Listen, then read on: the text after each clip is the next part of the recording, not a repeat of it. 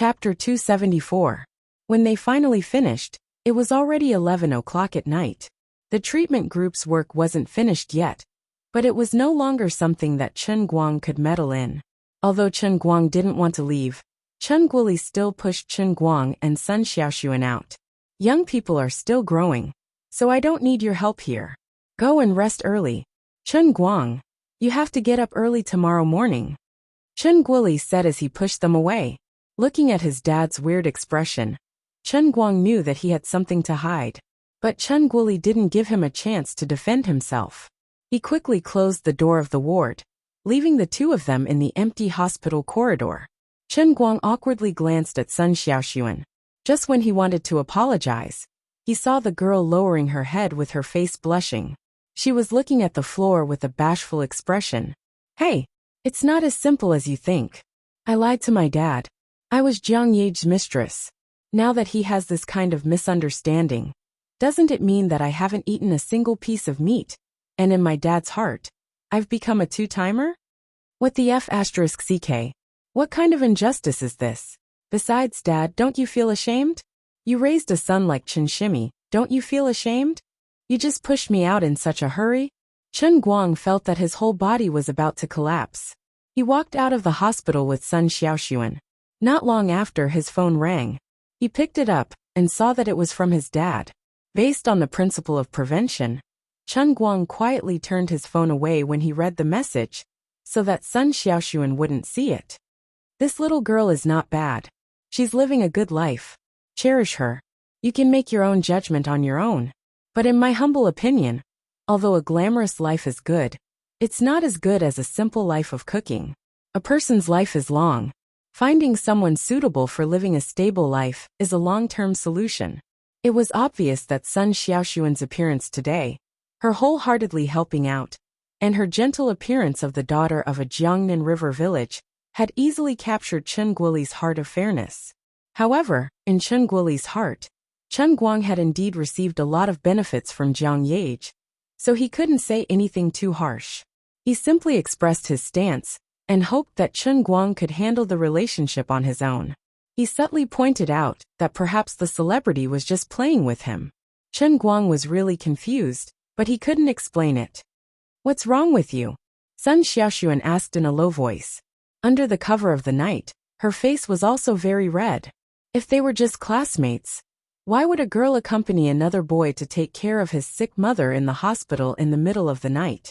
From the moment she decided to come here, Sun Xiaoxuan had already made up her mind to purposely leave such a misunderstanding for Chen Guang's parents. Although she was always timid like a little girl in front of Chen Guang, as the class monitor for more than 3 years, she handled the class affairs in an orderly manner. She was very scheming. It's nothing. It's getting late, and I forgot to book a room at the hotel. The hotels near the hospital are very popular, so I don't want to run out of places to stay. About half an hour later, Chen Guang couldn't help but want to sew up his mouth. The two of them went to 7 or 8 seemingly good hotels near the hospital one after another, and all of them were unexpectedly full. However, some small hotels in the alleys were very enthusiastic and came up to them, saying that they still had vacant rooms. However, when Chen Guang and Sun Xiaoxuan saw the moral character of these small hotels and the gloomy atmosphere in the alleys, they were somewhat deterred. The two of them mustered up their courage and barged into one of the hotels. The heavily made-up proprietress enthusiastically pulled the two of them up to the second floor. The proprietress pushed Chen Guang up with her overly large breasts, while Chen Guang strenuously protected Sun Xiaoxuan. The stairs to the second floor were so narrow that it seemed like a mouse had built it. I'm not bragging, but my Red Apricot Hotel is the thumbs up in this entire street. As the proprietress spoke, she forcefully lifted the wooden door with her hands. Finally, the key didn't break in the lock. A pile of cement or ash fell out of the door frame. The proprietress thought it was a facial mask and wiped it on her face with a smile. Less than 10 seconds after entering the door, Chen Guang was shaken back by the thick sour smell of the small hotel's bedding. He didn't care. But how could he let a delicate little girl like Sun Xiaoxuan stay in a place like this? Besides, Chen Guang planned to get 2 rooms, so that he could sleep peacefully until tomorrow morning. But Sun Xiaoxuan couldn't. This place wasn't safe. Just by looking at the thin wooden door and the most old-fashioned oval lock, this place was uninhabitable. "Hey, don't go. We've already opened the door for you. You can't go." The two of them fled in panic, under the pursuit of the proprietress. It wasn't easy for them to escape from the claws of the proprietress. When they came back to their senses, they discovered that they were holding each other's hands and were gasping for breath from running.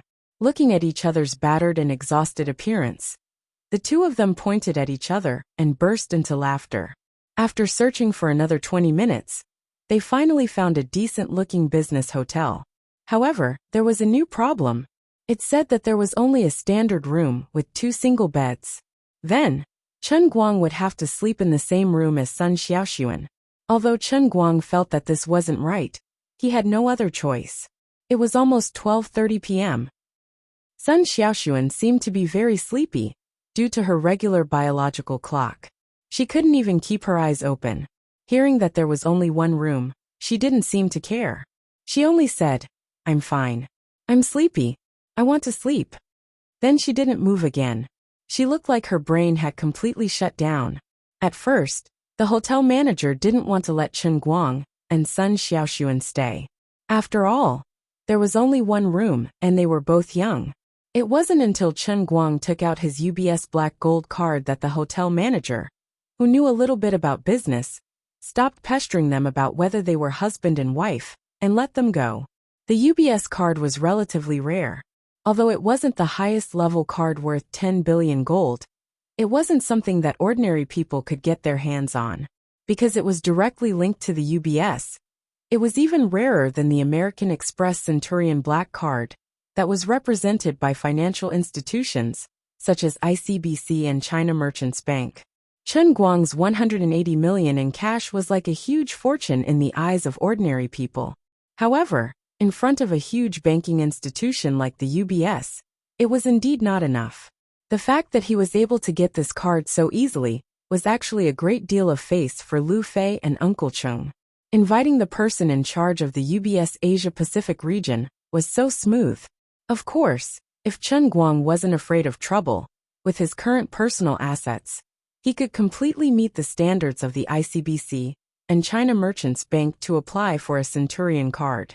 However, the UBS card was quite useful. Now it seemed that the black card's effect was basically up to standard, so he didn't bother with it. Chen Guang and Sun Xiaoxuan followed the enthusiastic manager upstairs in the elevator. During the elevator, Sun Xiaoxuan leaned against the elevator. In just a few seconds, she actually looked like she was about to fall asleep. Chen Guang held Sun Xiaoxuan's hand to prevent her from slipping to the ground. He also felt ashamed. She had helped him run up and down, and it was quite tiring. Also, because of his own mistake, it took them until now to find the hotel. How tired was this poor little girl? Well, when they get to the room, there were 2 beds anyway. She would sleep on one, and he would sleep on the other. Soon she would fall asleep. Maybe there wouldn't be any problems, right? Chen Guang didn't notice that Sun Xiaoxuan quietly opened her eyes slightly. The eyes that penetrated through the gaps didn't look like she was about to fall asleep, but were clearly shining. Chapter 275. F***CK. Manager, are you kidding me? Where's the standard room with 2 single beds? Why is there a double bed here? As soon as he inserted the room card, the lights in the room turned on. Chen Guang was dumbfounded. The manager, who was about to go downstairs, was called back by Chen Guang. Chen Guang pointed at the big bed in the room and felt terrible. At this time, Sun Xiaoxuan had already staggered into the bathroom. It seemed that she was getting ready to wash up. The manager was also a little confused. He scratched his head. Mr. Chen, I'm really sorry. I'm not usually the receptionist. The staff at the front desk are more familiar with the system. I'm a little out of practice. I must have seen wrongly, but we really only have one room in the hotel. How about you make do with it tonight? Chen Guang wanted to strangle Sun Xiaoxuan to death. The bed was large enough for him and Sun Xiaoxuan to sleep on 2 sides, but Chen Guang wanted to strangle Sun Xiaoxuan to death. However, 1 bed and 2 beds were completely different. If he had known that the standard room was a double bed, he would never have come up like this. The manager smiled apologetically. I'm sorry. I'm sorry. I'm really sorry. On the other side, Sun Xiaoxuan didn't seem to notice what Chen Guang and the manager were talking about. She had already closed the bathroom door in a daze. From the sound, it seemed that she had turned on the water heater and was ready to take a shower. Chen Guang felt a headache coming on. He looked at the manager helplessly. He really couldn't blame him. In fact, the manager had already helped him a lot today. Strictly speaking, he and Sun Xiaoxuan weren't husband and wife, so the manager could have refused to stay. He heard that the hotel industry had recently been very strict in some aspects. From time to time, there would be a sweep. The manager had taken a risk by letting people in. Forget it. That's it. Sorry to trouble you, manager. Chen Guang shook his head helplessly and let the manager go. After locking the door, Chen Guang sat on the big bed with a pained expression. In the bathroom, Sun Xiaoxuan desperately splashed cold water on her face.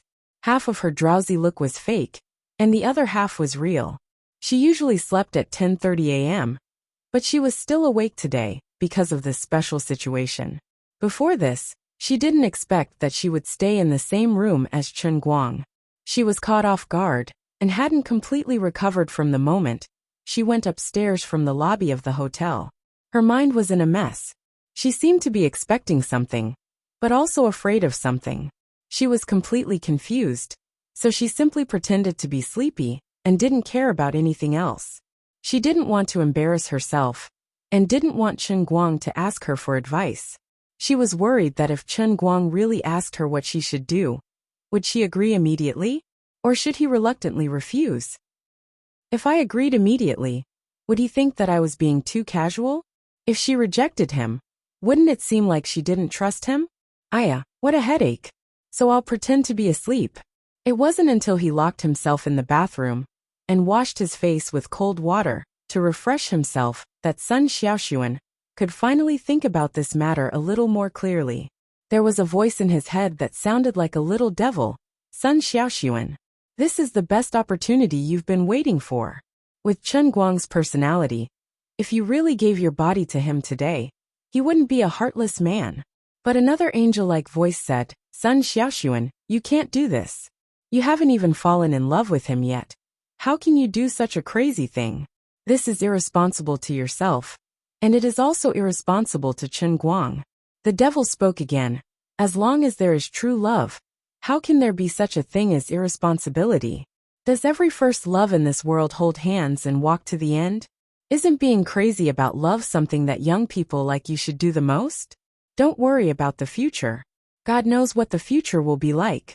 Just hold on to the present tightly. If you don't hold the present tightly, how can you win the future? There are so many competitors, how can you compete with them? The angel-like voice retorted, if you hold the present tightly, you will lose the future.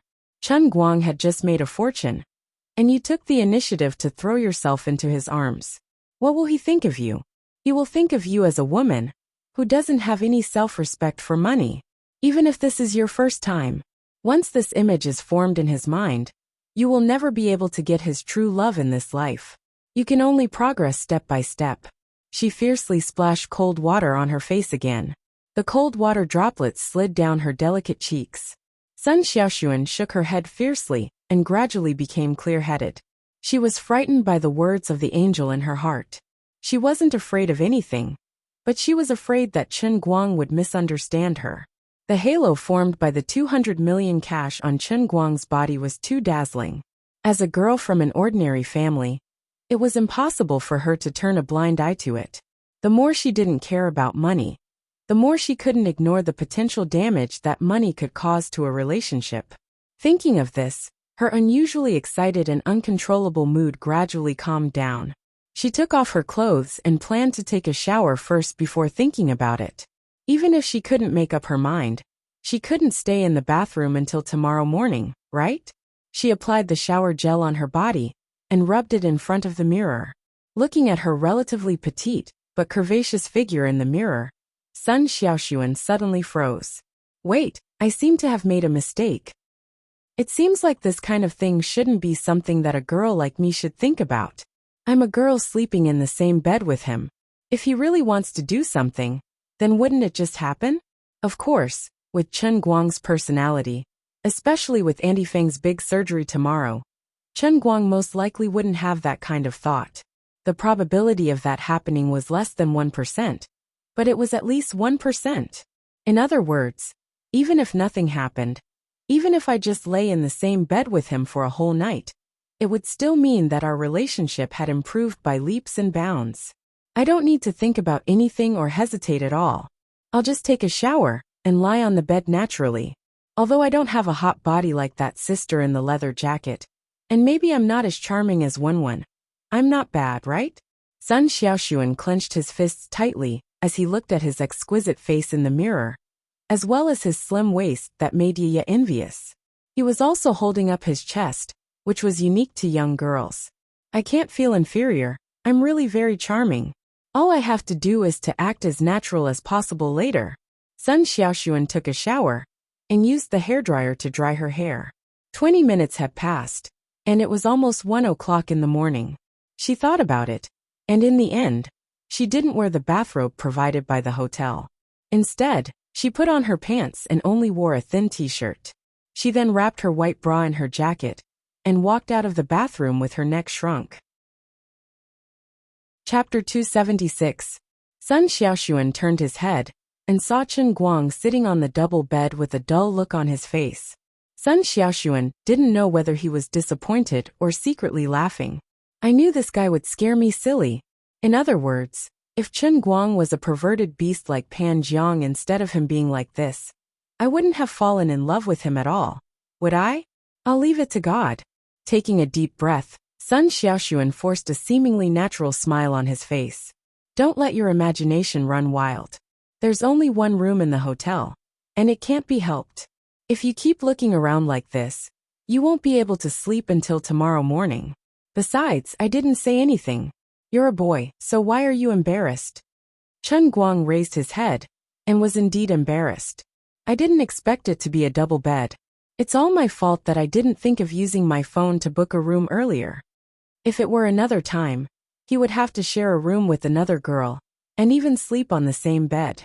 It would be strange if he didn't get excited, but at this moment, a small part of his mind was troubled by the current situation, and the other part was thinking about the scene of his mother being pushed into the operating room the next morning. He didn't have the mood to think about those trivial thoughts at this time. He was even sure that it would be a sleepless night for Sun Xiaoxuan, regardless of whether he could sleep or not. Chen Guang didn't expect to fall asleep at all. At most, he would just lie on the bed and rest for a few hours. Kidney transplant surgery usually took 4 hours. At 1 o'clock tomorrow afternoon, the success of the surgery could be determined. At this point, Chen Guang could only choose to believe that the kidney source brought by the power of destiny from the Holy Grail was so perfect, and he could only believe that Tang Ying, the genius doctor from Moreland's Medical College, wouldn't let him down. His mind was thinking about many things, so he didn't think very fast when talking to Sun Xiaoxuan. He didn't even notice the strange tremble in Sun Xiaoxuan's voice. On the other side, Sun Xiaoxuan pretended to be calm. He walked to the side of the bed by the window, put his coat next to the pillow, pulled off the quilt, and crawled under it. He stuck his head out. It's okay. Isn't this bed pretty big? There are also 2 quilts. We'll cover each other. You can't sleep in the middle of the night and snatch my quilt, right? You don't have the habit of snatching blankets, do you? Chen Guang shook his head. No. Sun Xiaoxuan smiled mischievously. That's good. I'm relieved. Then she hid under the quilt, took off her trousers, and threw them beside the pillow. Chen Guang. Following Sun Xiaoxuan's movement, her originally bundled coat was knocked loose, revealing her white bra inside. Chen Guang was staring blankly at her as she took off her pants. When he saw her bra, he was even more dumbfounded. Chen Guang couldn't hold it in any longer. Sun Xiaoxuan, on the other hand, stuck his head out of the cup with a red face and glared at him. Pervert. Chen Guang continued. Hurry up and take a shower and go to sleep. I've set the alarm clock. I have to wake up at 6 tomorrow morning. I can only sleep for 5 hours. I'll wrap myself up in the quilt. I won't let you take advantage of me." Then, she pushed her clothes under the pillow, and with a shy look, she really rolled left and right in the quilt, turning herself into a silkworm chrysalis. When Chen Guang went to the bathroom to take a shower with a bitter smile, Sun Xiaoxuan stared at the ceiling with a red face. She suddenly realized that she seemed to have overdone it. Originally, she wanted to give him a chance to accidentally crawl under her quilt. Now that she was wrapped up like a silkworm cocoon, how could he still have a chance? What should I do now? Should I shake the cup open on purpose? But will this make him think that I'm deliberately seducing him? I'm only wearing my underwear now. He'll take advantage of me in an instant. So painful, so conflicted. Roughly 10 minutes later, Chen Guang didn't even wash his hair since Chen Guang was much faster in washing himself. He also learned from Sun Xiaoxuan. He first put on his clothes and lay down on the other bed. He turned his head and saw Sun Xiaoxuan next to him looking at him with a red face and a nervous expression. Chen Guang's worry about the operation finally relaxed a little. He also threw out his pants from under the quilt, took off his clothes, and pretended to cover his shoulders with his hands. "Pervert. Don't look." Puffed. Sun Xiaoxuan laughed foolishly. "I won't look at you. There's nothing to look at. I've already seen you when you were swimming. Okay, go to sleep. You were almost asleep just now. Why are you awake now?" After joking with Sun Xiaoxuan, Chen Guang reminded her to go to sleep. After all, girls were not like men. Staying up late had a greater impact on their bodies. Chen Guang turned off the light, but didn't close the window. The bright moonlight outside shone through the window, so the room wasn't very dark. Chen Guang lay on the bed and couldn't close his eyes. He stared blankly at the shadow of the chandelier on the ceiling, as if he could see the shadow moving with the moon. The night was as cold as water, and his mind was empty. After waiting for about 10 minutes, he suddenly heard Sun Xiaoxuan's voice. "Why aren't you sleeping yet?" The voice was close at hand. Chen Guang turned his head and found that Sun Xiaoxuan, who had transformed into a silkworm cocoon, was leaning sideways. Her head was less than a foot away from him, and she was staring at him with a pair of big eyes. Under the moonlight, Sun Xiaoxuan's eyes, which were bigger than ordinary people's, were particularly bright. "I can't sleep." "Why?" "I'm scared. I've never been so scared before. Auntie will be fine. You've worked so hard. If God really has feelings, he will also be moved by you." Sun Xiaoxuan's voice sounded very gentle. At this moment, all the thoughts she had just had already disappeared. She had never seen Chen Guang in such a weak state, until today. Chen Guang nodded heavily. "Yes, it will be fine. If God really dares to treat me like this, I will tear down the sky when I become an immortal in the future." Sun Xiaoxuan thought he was joking. "I will tear it down with you." "Hey, if you want to tear it down with me, you have to sleep well first and take care of your body. You're going to have dark circles under your eyes." "Ah, that won't look good." No, Mr. Class Rep still looks good with smoky makeup." Chen Guang grinned. After chatting with Sun Xiaoxuan for a while, he felt a lot better. At this time, there was a sudden noise coming from the corridor outside. It seemed that a lot of people had suddenly come. Chen Guang knitted his brows. He couldn't be that unlucky, right? This situation often happens on TV. Mother asterisk Kerr, don't joke around. I'm in a bad mood right now. What he feared had come true. After a while, there was a sudden knocking on the door. It was very urgent and angry. "Open the door. Crack down on prostitution."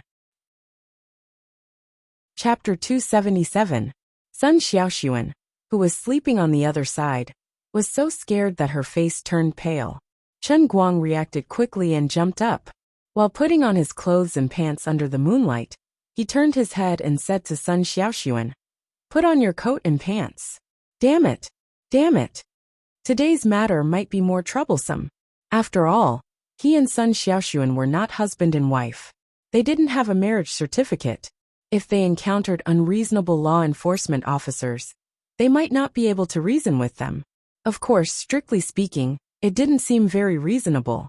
The knocking on the door became more urgent. The manager outside seemed to be trying to explain, but it was useless. Sun Xiaoxuan also rushed out of the bed in a panic. She didn't care that her pair of white legs were seen by Chen Guang with the moonlight.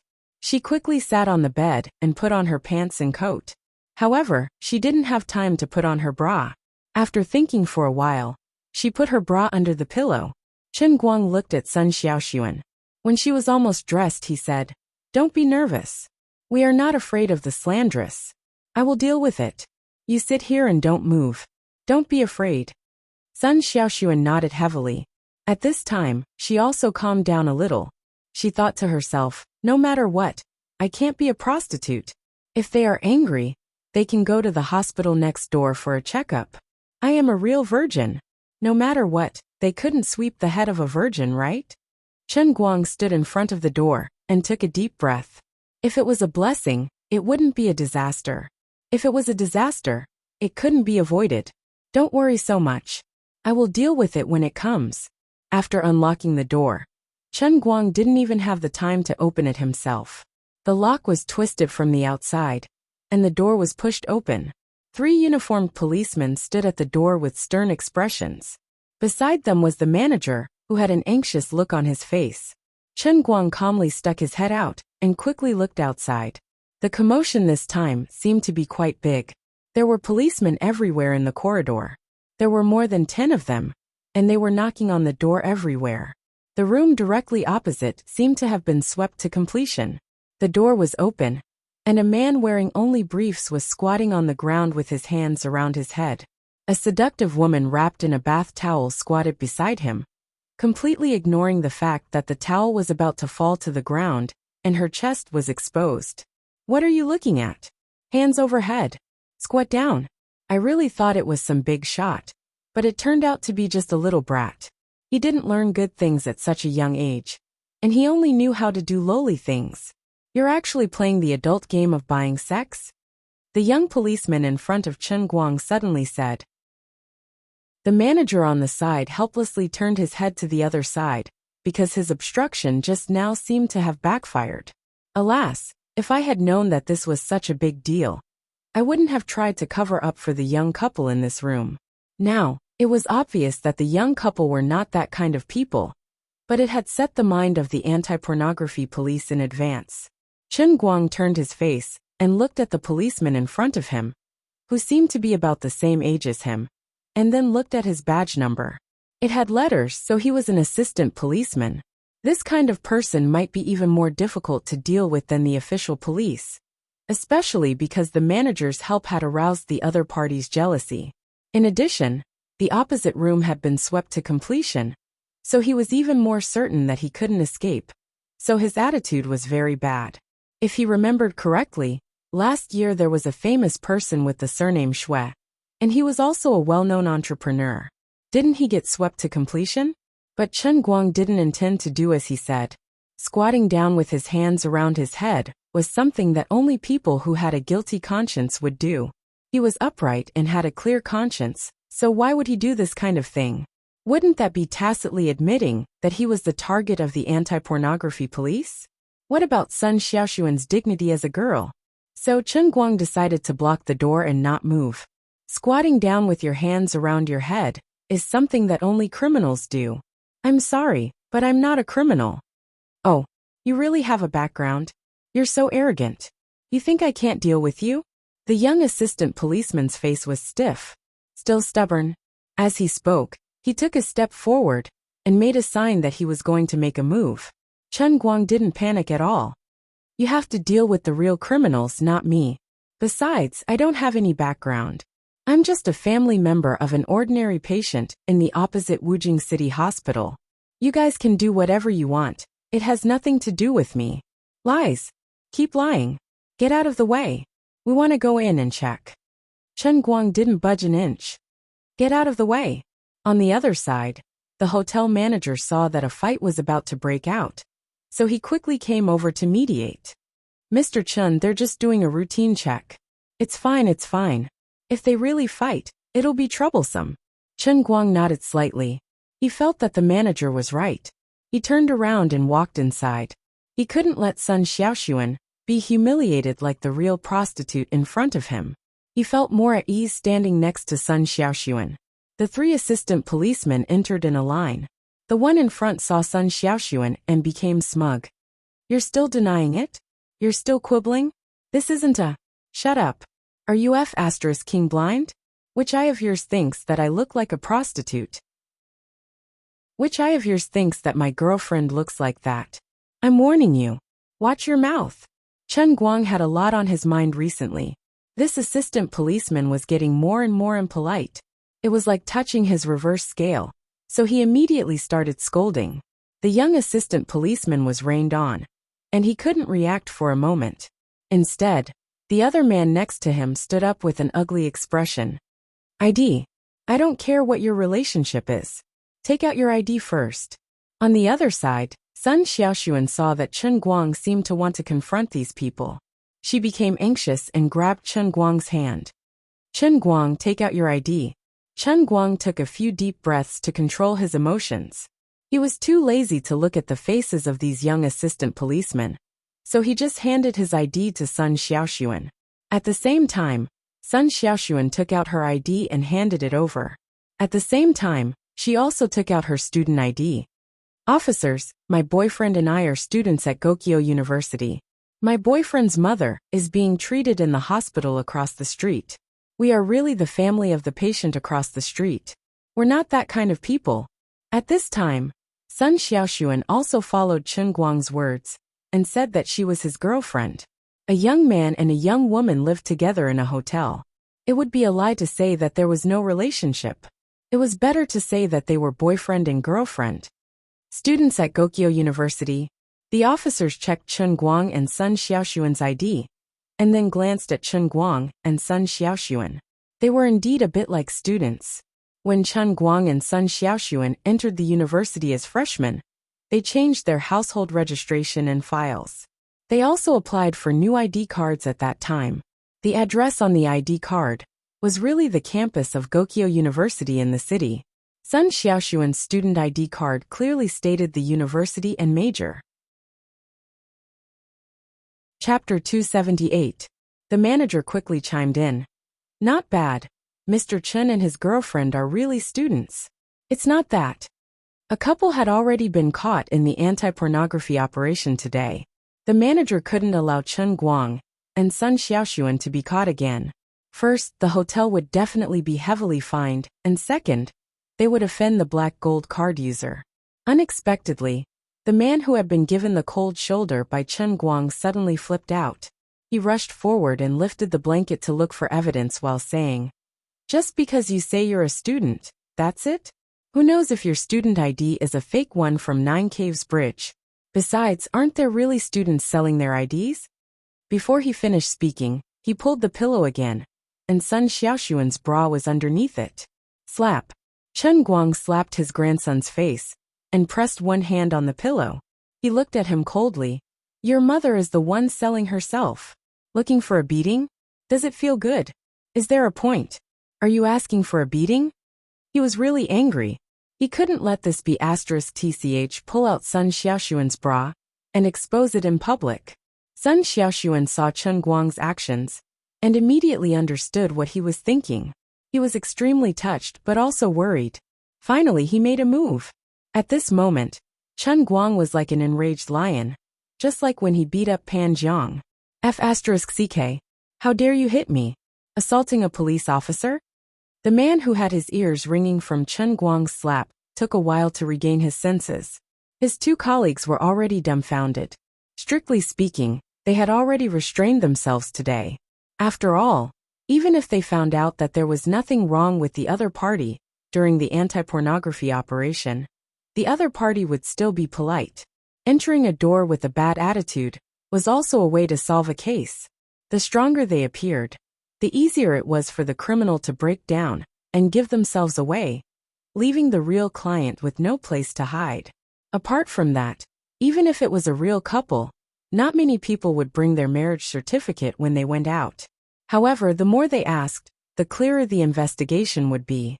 Unfortunately, the same method might work on other people, but it was like igniting a barrel of dynamite when it came to Chen Guang. Of course, the police officer who was hit shouldn't have said that a student was also selling himself. He even tried to pull the pillow, but Sun Xiaoxuan's bra was underneath it. This completely infuriated Chen Guang.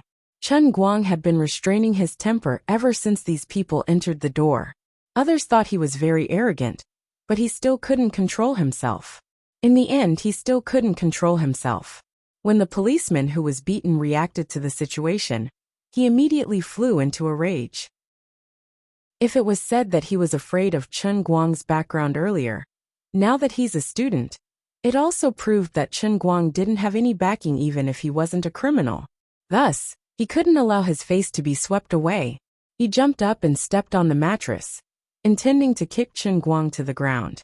However, Chen Guang stretched out his right hand and grabbed the man's pants in midair.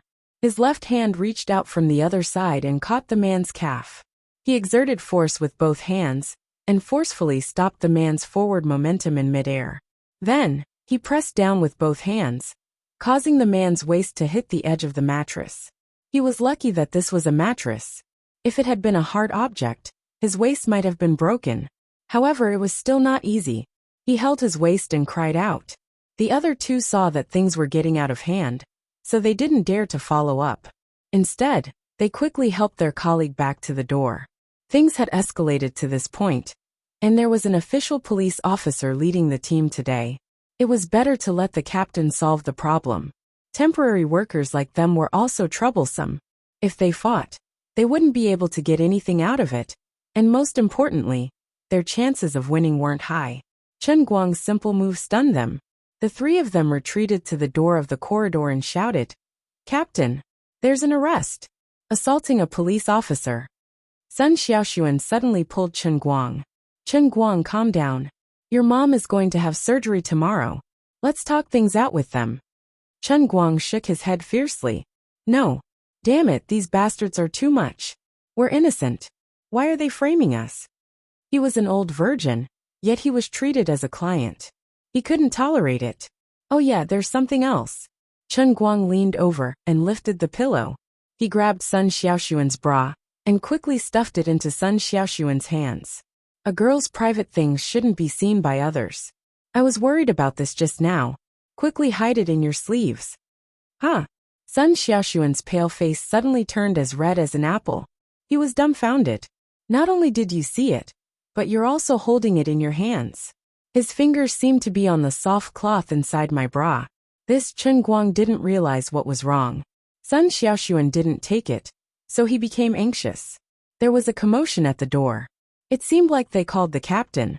Without waiting for Sun Xiaoxuan to react, Chen Guang quickly stuffed the white bra into his sleeves and said proudly, "Now no one will see it." "Indeed, no one will see it. Because you took it." "Chen Guang, what should we do?" Sun Xiaoxuan was too embarrassed to come back now, so he had to change the topic. Chen Guang snorted. "What do you mean, what should we do? We're not afraid of making a big deal out of this. We're university students, not kids." Two university students were accompanying their family members in surgery outside the hospital, and they got beaten up by the police in the name of anti-pornography. Why should we be afraid of them? But a wise man knows better than to fight when the odds are against him. Sun Xiaoxuan was still afraid. Chen Guang glared at him coldly again. "What are you afraid of? I don't believe they'll pull out a gun. But if we fight, I can take them down even if all of them work together. Whoever dares to jump in front of me, I'll beat him to death. Let's fight first and talk later." Chen Guang had the intention to kill anyone who stood in his way. He had already made up his mind that if he really made a big deal out of this, he would go to his god-sister Wu Tong for help. He didn't believe that the second generation of a government official couldn't handle this. Besides, he and Sun Xiaoxuan didn't break the law. At this time, the voices outside finally became clearer. "What are you doing? Why do you have to check when the other person has brought out his student ID? Are you crazy? Are you looking for trouble?" A sharp woman's voice came from the door. It seemed to be their captain lecturing the three police officers. "But he assaulted the police." The woman's voice continued. "That's a different matter. Another student's relationship doesn't fall under the scope of anti-pornography.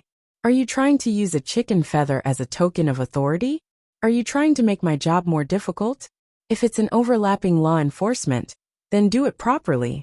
Are you trying to embarrass the Wenqing branch on purpose? We didn't offend you, right? When Chen Guang heard the woman's voice, his anger instantly went to zero. Washing the motor. Overlapping law enforcement? Wenqing branch. Wu Tong. This is Wu Tong's F*King voice. I can recognize it even if I turn into dust. The flood has broken the temple of the Dragon King. Chapter 279. Old Master Guang, who had been so arrogant just a moment ago, was starting to panic. I used you as my savior and shield, preparing to slap your face and show off to my heart's content. But in the end, you turned out to be the boss of the big villain. How embarrassing. What do you want this old man to do? He didn't know why, but when his godsister saw the scene of him and son Xiaoxuan getting a room together, his heart suddenly became restless. Forget it. I heard that he's an expert. It's not a bad idea for me to go and meet him. I haven't had the time to properly practice recently. Wu Tong, who was outside, was also in high spirits. She rubbed her palms together and prepared to go all out. She had to teach her own people a lesson, but she also had to win back her face. Then, she turned a corner and walked in aggressively. Immediately after, she and Chen Guang stared at each other, both dumbfounded. Wu Tong couldn't wrap her head around it. Why did she run into this guy in a place like this? She turned her head to look at the situation in the room, and saw son Xiaoxuan wrapped tightly in her coat, standing timidly in the corner of the room. Chen Guang was standing in front of her, like an eagle protecting a chick. There seemed to be no need to explain what was going on. Combined with what the assistant police had said, Wu Tong could roughly guess that Chen Guang and his classmate had gotten a room together and were caught red-handed by the city's sudden raid today. Didn't he injure Pan Jiang because of this girl called Sun Xiaoxuan? With the nature of these assistant police officers, especially today's group operation, they would definitely be even more arrogant. Wu Tong naturally understood this. She also knew that Chen Guang had a bad temper and couldn't tolerate the slightest grievance. Back then, he had seriously injured his classmate because of a disagreement. So a commotion was inevitable. Wu Tong was able to analyze everything clearly, but an inexplicable anger surged from the bottom of her heart. She felt that there was no reason for it, but she just couldn't stop it. Chen Guang had saved this girl like a hero, so it was natural for the girl to return the favor by marrying him. But why was it that when she saw this scene, she was so angry that she wanted to rush up and beat him up? When Chen Guang first saw Wu Tong, he felt a little awkward, but he soon calmed down. From what she had said before she came in, it seemed that today was really a big operation that involved the whole city. She, a police officer from the Wenqing branch, had been transferred here to carry out the mission. In any case, since Wu Tong was the leader of the team, today's matter should be considered settled.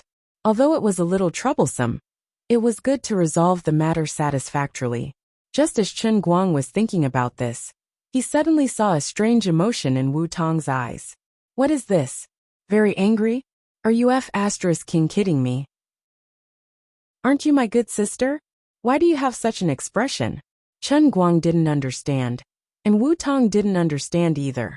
But she couldn't restrain the anger in her heart. I clearly recognized him as my younger brother. Even if I was obsessed with him that day, I would always think about him in my heart from time to time.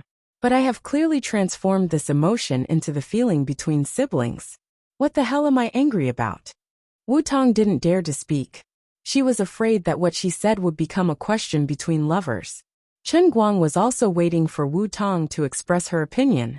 Because of the inexplicable silence of these two people, the atmosphere in the room suddenly became strangely heavy. What happened to Captain Wu? I heard that there was a situation here. Just then, Wang Long appeared from outside the room again, shouting at the top of his lungs. Poor Wang Long originally, he was the old police officer who guided Wu Tong. It had only been a few months, but Wu Tong's position had flown over his head, and became the captain of the team. The duo still hadn't changed, but Wang Long had bitterly changed from a senior to a younger brother. He even changed his address to Captain Wu. This was the biggest difference between a second generation and a poor civil servant. Of course, no one could deny that Wu Tong really dared to fight, and her professional ability was strong. The branch bureau promoted her to captain because she easily won the freestyle championship in the police system division competition last month. So it was justifiable. Then, Wang Long saw Wu Tong and Chen Guang looking at each other in the room. And then he saw Sun Xiaoxuan standing behind Chen Guang like a wronged daughter-in-law. Wang Long sucked in a cold breath and broke out in a cold sweat. He shrunk his neck and wanted to slip back. Something big happened. The anti-pornography campaign caught the adulterer in bed. F***CK. The female police tyrannosaurus in the anti-pornography campaign caught the adulterer. Once the situation got out of control, and this tragic fact was exposed, not only would there be a big incident now, but tomorrow's news would also sweep the 5 capital police system. Wang Long was so flustered that he almost couldn't stand still. He regretted coming over and asking more questions and getting involved in this matter. Yes, as early as when Wu Tong loved Chen Guang to the point of going through fire and water in the Wenqing branch, regardless of the views of the secular world. The people in the Wenqing branch were basically sure that Chen Guang, a student from Gokyo University, and their beautiful police comrade were already set in stone. Later on, Wu Tong helped Chen Guang run errands a few times to resolve the Pan family's problems. She even pulled her father from the police station to Wujing University to support her. At that time, everyone was even more certain in their hearts. When they discussed the relationship between Chen Guang and Wu Tong in private, they had already called him brother-in-law, and then brother-in-law. Wang Long was no exception. Wu Tong had been furious many times because of this, but the more furious she was, the more her flushed expression when she was angry made it seem like she was hiding something. Later, she was too lazy to deny it. Perhaps she secretly thought that it was good for them to misunderstand her. Anyway, she wouldn't lose a piece of flesh. After saying so much, it was not difficult to understand the panic in Wang Long's heart. Finally, the assistant policeman who had been knocked down by Chen Guang in 2 moves broke the silence. He rubbed his waist with one hand and moved in front of Chen Guang. He pointed at Chen Guang's nose and roared fiercely, "Boy, you bought sex and violently arrested me. Assaulting a police officer. Obstructing official business. Come with us." As he spoke, he reached for Chen Guang's wrist and wanted to grab him first. Although he knew that this boy was difficult to handle, the assistant policeman also knew that the person behind him was the recently popular freestyle champion of the police world. He was not someone to be trifled with, so he regained his courage. Bought sex? Chen Guang's pupil shrank, especially when he felt Sun Xiaoxuan's hand pinching the back of his clothes. He was so angry that he subconsciously pulled it, which made Chen Guang's anger that he had just suppressed ignite again. He waved his hand violently and slapped Sun Xiaoxuan's face again. Sun Xiaoxuan covered his face and stepped back. This time, Chen Guang's slap was more solid, and his face was swollen. You hit me? You're a man, can you not talk like a sissy? If you don't know how to talk, then talk less. Otherwise, your mouth will be used to get slapped. Chen Guang, enough. Wu Tong finally spoke. Chapter 280. Seeing that Wu Tong didn't seem to notice him, and was planning to leave quietly, Wang Long, who had already walked back to the door, shivered. This is bad. The female T-Rex is going to flip out. It wasn't easy for her to endure until now. It's so hard for me. God, please teach me. What should I do now? I, Wang Long, have handled so many cases and faced so many vicious criminals. I've never been afraid. But I've never encountered this kind of situation. One wrong step, and I'll be smashed to pieces. The 3 assistant police officers who led the way were even more embarrassed than Wang Long. From the moment Wu Tong entered until now, they hadn't said Chen Guang's name at all. The man and woman's ID cards were still in their pockets. But why did Captain Wu of the Wenqing branch know the boy's name so easily? From her tone, she seemed to be very familiar with the boy. Captain Wu's background was already explained to them by the branch chief before today's operation. His background was very powerful. Sis, you saw it. They went too far. I'll accept whatever they said, but I can't stand it when they said that about Sun Xiaoxuan. Chen Guang spread his hands and said. Wang Long and the 3 assistant police officers almost fainted, but they all had different thoughts. Wang Long thought it's over. This brother-in-law is too bold. He was caught red-handed. But he still put on an appearance of protecting the mistress and not allowing her to suffer any grievances. This is bad. Also, do they address each other like this? Sis. That's right, Wu Tong is definitely older than Chen Guang. It's quite suitable. F***ck. What time is this? What am I still thinking about? The other 3 assistant police officers were even more annoyed. What did we just hear? Sis. F***ck. Who exactly did we accidentally provoke? If we want to die, no one can stop us. Captain Wu. Captain Wu. Calm down, calm down. Wang Long finally plucked up his courage and strode forward. His act of sacrificing his life for righteousness had worked, drawing everyone's attention to him. Swallowing his saliva, Wang Long suddenly stood between Chen Guang and Wu Tong. Captain Wu, don't be impulsive. The other side has already finished their investigation. It's time to take a statement. Why don't you go and take a look? There seem to be 2 more people upstairs. There's a big operation in the city today. Official business is more important. Wang Long was reminding Wu Tong. Chen Guang didn't quite understand why Brother Wang Long was so nervous. He was a little surprised. Brother Wang Long, you're here too.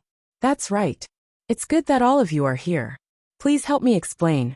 Why can't you sweep my head in order to crack down on prostitution? Can't we university students fall in love freely? Wang Long wanted to slap himself in the face, but in his heart, he gave Chen Guang a big thumbs up. He was the strongest adulterer in history. I submit. Then Chen Guang didn't know that danger was coming. He smiled and put his hand on Wang Long's shoulder. He said to Wu Tong, Sister, I know I was wrong. It was wrong of me to hit your colleague in front of you. Police officers are good public servants who serve the people. I apologize to this brother. Please watch your words in the future. Okay. Then. I won't disturb your official business anymore. Wang Long was completely dumbfounded. This bastard actually asked him to leave. He followed my words and asked me to leave. Congratulations, brother-in-law Chen Guang. You're the champion of this year's death-seeking competition. On the other side, Wu Tong's breathing became more and more rapid. She was indeed angry, but she also knew that she was performing official business. It wasn't her private time. She couldn't do anything that would cause misunderstandings at this time. But no matter how much she comforted herself, Wu Tong couldn't control her anger when she saw Sun Xiaoxuan's aggrieved expression behind Chen Guang's back. At this moment, Chen Guang's nonchalant attitude was clearly telling her that she had seen him getting a room with another girl. It's fine, right? You won't mind, right? In any case, it has nothing to do with you, right? It doesn't matter. But I'm angry. I'm a woman. I don't need a reason to be angry. At this time, Sun Xiaoxuan finally plucked up the courage to poke her head out from behind Chen Guang. She wanted to help, but she was too nervous. She subconsciously hugged Chen Guang's arm. Officer Wu, this is really a misunderstanding. Chen Guang and I are just an ordinary boyfriend and girlfriend. We're not the targets of your anti-pornography campaign. Wang Long's back was facing Chen Guang. He stared at Wu Tong's expression from beginning to end to prevent her from going berserk. When Sun Xiaoxuan said this, the last string in Wang Long's heart was about to break. This was the last straw that broke the camel's back. He saw with his own eyes that Wu Tong's face suddenly flushed. It wasn't shyness, but pure adrenaline that was about to explode and hot blood rushing to the brain. The powder keg was about to explode. Chen Guang also paid attention to the changes in Wu Tong's expression. He was puzzled at first, but then his mind flashed. He seemed to have understood something, and his heart skipped a beat. Even if he didn't understand women, he could still vaguely smell the gunpowder coming from Wu Tong's body. Something's wrong. It seems, probably the aftereffects of Liuli's super deep hypnosis are still stubborn. My cheap sister still has feelings for me? Everything that had happened since he met Wu Tong flashed through his mind at lightning speed. Wu Tong had violated the rules to help him settle the Pan family's troubles. She had made a phone call to get her father to back him up. After that, the two of them had sat by the Mingyuan Lake at school and played around. She said she would help him investigate Fatty Wang's background. Before she left, she stepped on his foot and then ran away like a happy little sparrow. Her every frown and smile at that time suddenly flashed through Chen Guang's mind in slow motion. She's really interested in me. No wonder. Otherwise, with her identity, why would she treat me so well? Why did she take the initiative to say that she wanted to recognize me as her younger brother? Just because I'm handsome?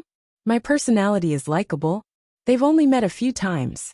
Although the old man is confident that he's a good person, his personality and charisma can't be this strong. Listen to me. We're staying here for a reason. My mother. Chen Guang came forward and finally wanted to explain something. Take him away. Wang Long. Take Chen Guang back to assist in the investigation. Wu Tong waved her hand fiercely and shouted. Then, she turned her face away without looking at Chen Guang and added, I know that Chen Guang is not a target of the anti-pornography campaign, but we can't let this go. I have to answer to my colleagues. Wang Long, take him away. Huh? Chen Guang and Wang Long were stunned. Chen Guang frowned fiercely. His mother was going to have surgery tomorrow morning. How could he be taken away at this time? On the other side, Wang Long reacted quickly. He was secretly glad that Wu Tong had finally held back her temper. He only thought that if he took Chen Guang away now, it would be better to solve the matter between the couple in private. Anyway, he would pay attention to them when the time came. As long as no one died, it would be fine as long as they weren't seen as a joke by outsiders from other branches. Wang Long pulled Chen Guang's shoulder and whispered in his ear. Chen Guang, don't talk back to Captain Wu. She's angry now. If you have something to say it in private. It's not good to make a scene in public. Chapter 281. Chen Guang struggled a little, but he couldn't break free. Wang Long was really using all his strength. On the other side, Wu Tong was still looking at him with a livid face. Don't go overboard. Chen Guang was a little anxious and wanted to say something. Before he could finish his sentence, Wang Longming covered his mouth and pushed him out. Wang Longming whispered into his ear. My brother, I beg you. I don't know what's going on with you two, but you're fighting at the head of the bed and reconciling at the end. Please stop it. Let's go back first. I'll go with you to the branch here, and we can discuss everything slowly. F*CK, husband and wife, fighting at the head of the bed and reconciling at the end? When did I become this kind of relationship with Wu Tong? Wang Long's information was enough to stun Chen Guang. Could it be that she had secretly announced that I'm her man? No wonder she's so angry. Chen Guang felt that he had grasped the key to the problem, and he felt even more pain in the ass. I'm so F*King innocent.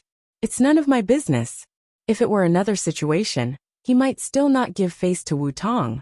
But Wang Long was right.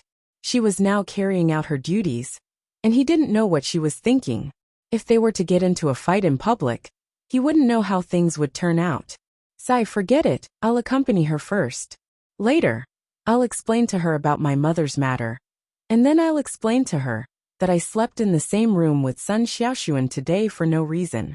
With her personality, she probably won't be so unreasonable, right? Chen Guang still maintained his utmost patience and restraint with Wu Tong. On the other side, Wu Tong saw that Chen Guang had finally been escorted away by Wang Long. The anger in her mind gradually subsided. Seeing Sun Xiaoxuan's flustered and bewildered appearance, she gradually felt ashamed. She wanted to explain something to Sun Xiaoxuan, but she didn't know where to start. Even she felt that it was strange. Team Wu. Now, the assistant police officer on the side said something that was extremely inappropriate. It's all because of these three idiots that I ran into this mess. It's fine if I don't know anything. Why should I interfere with Chen Guang's private life? Wu Tong immediately vented her anger on these three people. She resisted the urge to beat them up, and just punched the wall with her fist. A loud bang resounded. Have you checked all the rooms? Get lost. When the three of them ran away, scared witless, Wu Tong took a deep breath, squeezed out an awkward smile, and comforted Sun Xiaoxuan. Chen Guang assaulting a police officer is an established fact. Although I know him, I can't be biased. But don't worry, I'll just call him back to criticize and educate him.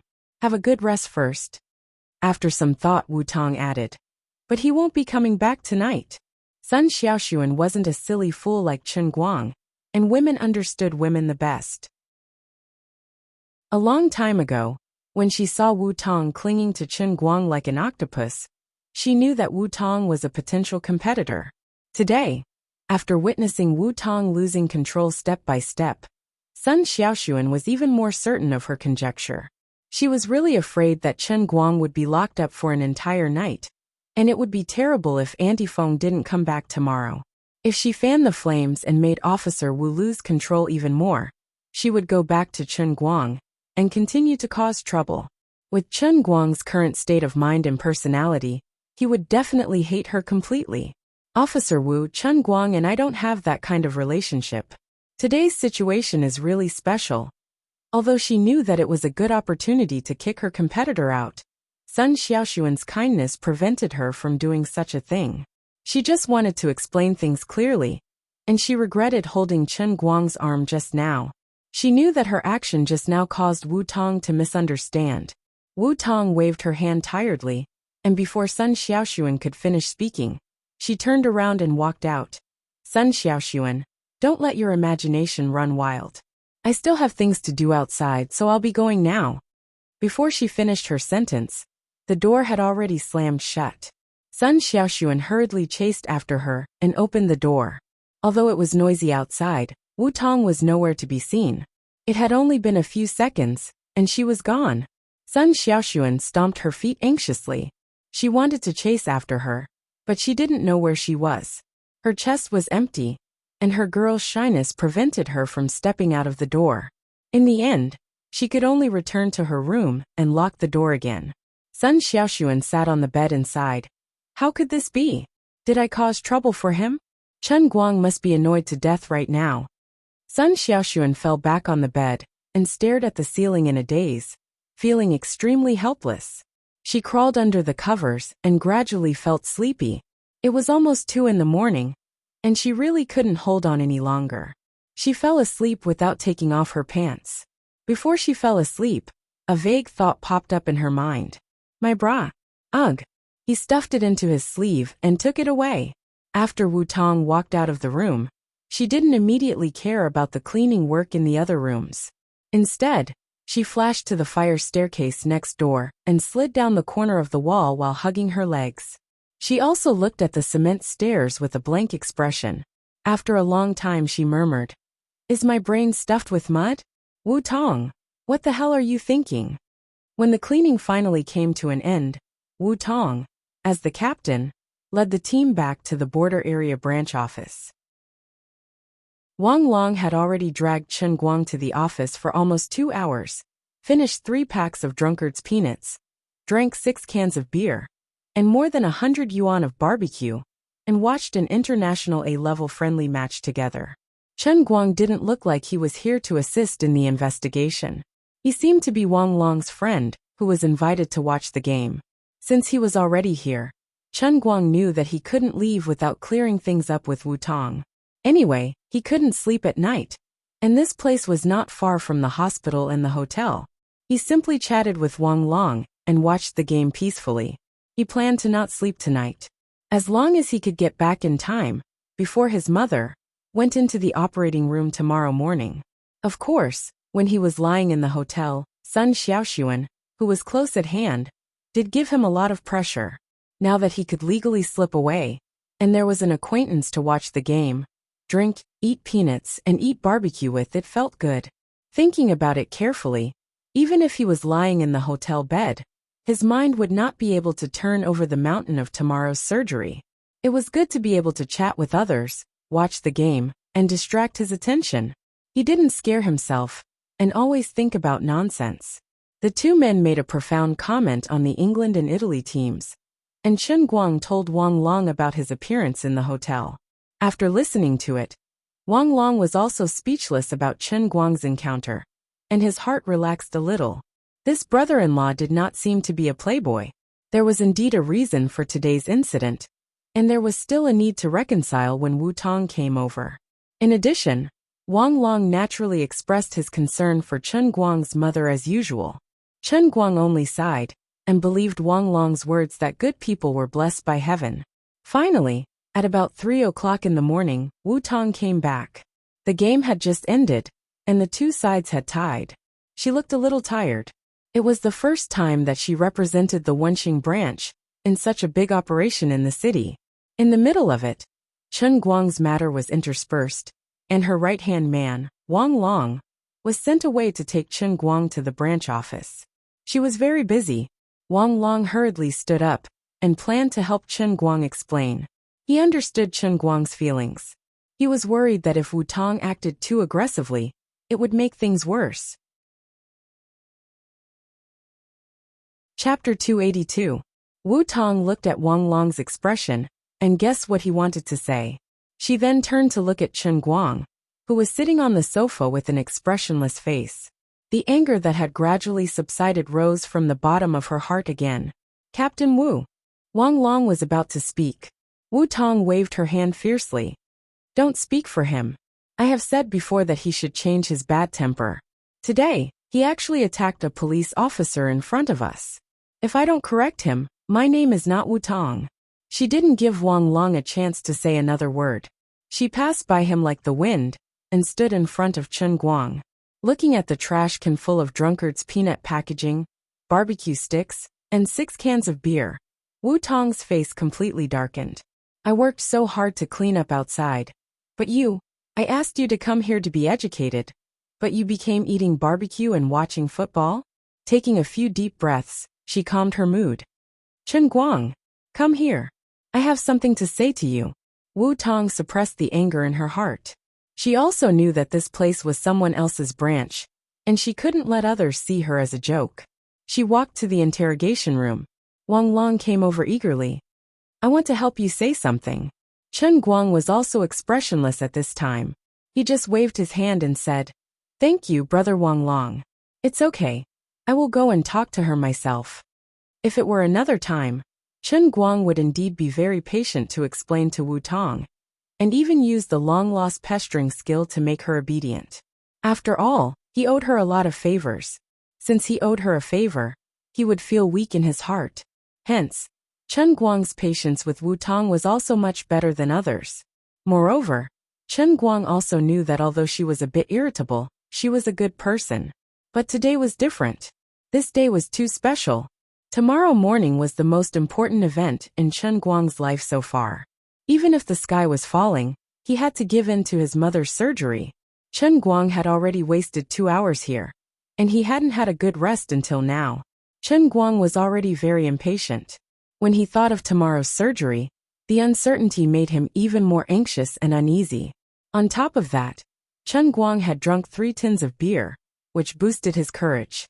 Even though he understood Wu Tong's misunderstanding, he still felt indignant for himself.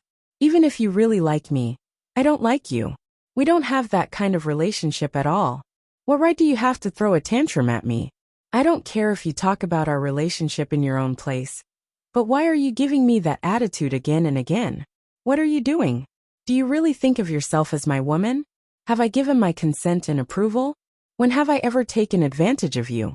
So what if I really slept with Sun Xiaoxuan? Do I need to ask for your permission? What's more, Sun Xiaoxuan and I aren't even close. Are you done yet? Just like that, Chen Guang walked into the interrogation room with an imposing manner. Wu Tong, who was next to him, slammed the door shut. She then looked at Chen Guang, who was standing by the door, and sneered. Chen Guang also stared at her. Are you done? Wu Tong said angrily. What do you mean I'm done? You are just a little brat, right? Not only did you bring a little girl to a hotel, but you also hit the police? Do you really think that with me covering for you, you can do whatever you want in Wujing City? What's the difference between you and Pan Jiang? That kind of rich second generation. What did you say to me before? What are you doing now? Chen Guang spat at the side. Didn't you hear how unpleasant that person's words were? Does he mean that I deserve to be wronged? Sun Xiaoxuan was called a prostitute, and I have to swallow my anger? Even if I don't know you, I will still beat him up. Do you believe me? No matter what the reason is. It's wrong to hit people. Wu Tong said forcefully. What a joke. If I can tolerate this, am I still a man? As the two talked, the atmosphere became heated. Wang Long, who was eavesdropping outside, was anxious, but there was nothing he could do. Wu Tong snorted. Yes, yes. I know that you and that little girl named Sun Xiaoxuan are a couple. She is very important to you. And you can't let her be wronged, right? Chen Guang was so angry that he laughed. He waved his hand and said, "Think what you want. There is nothing between me and her." Clatter.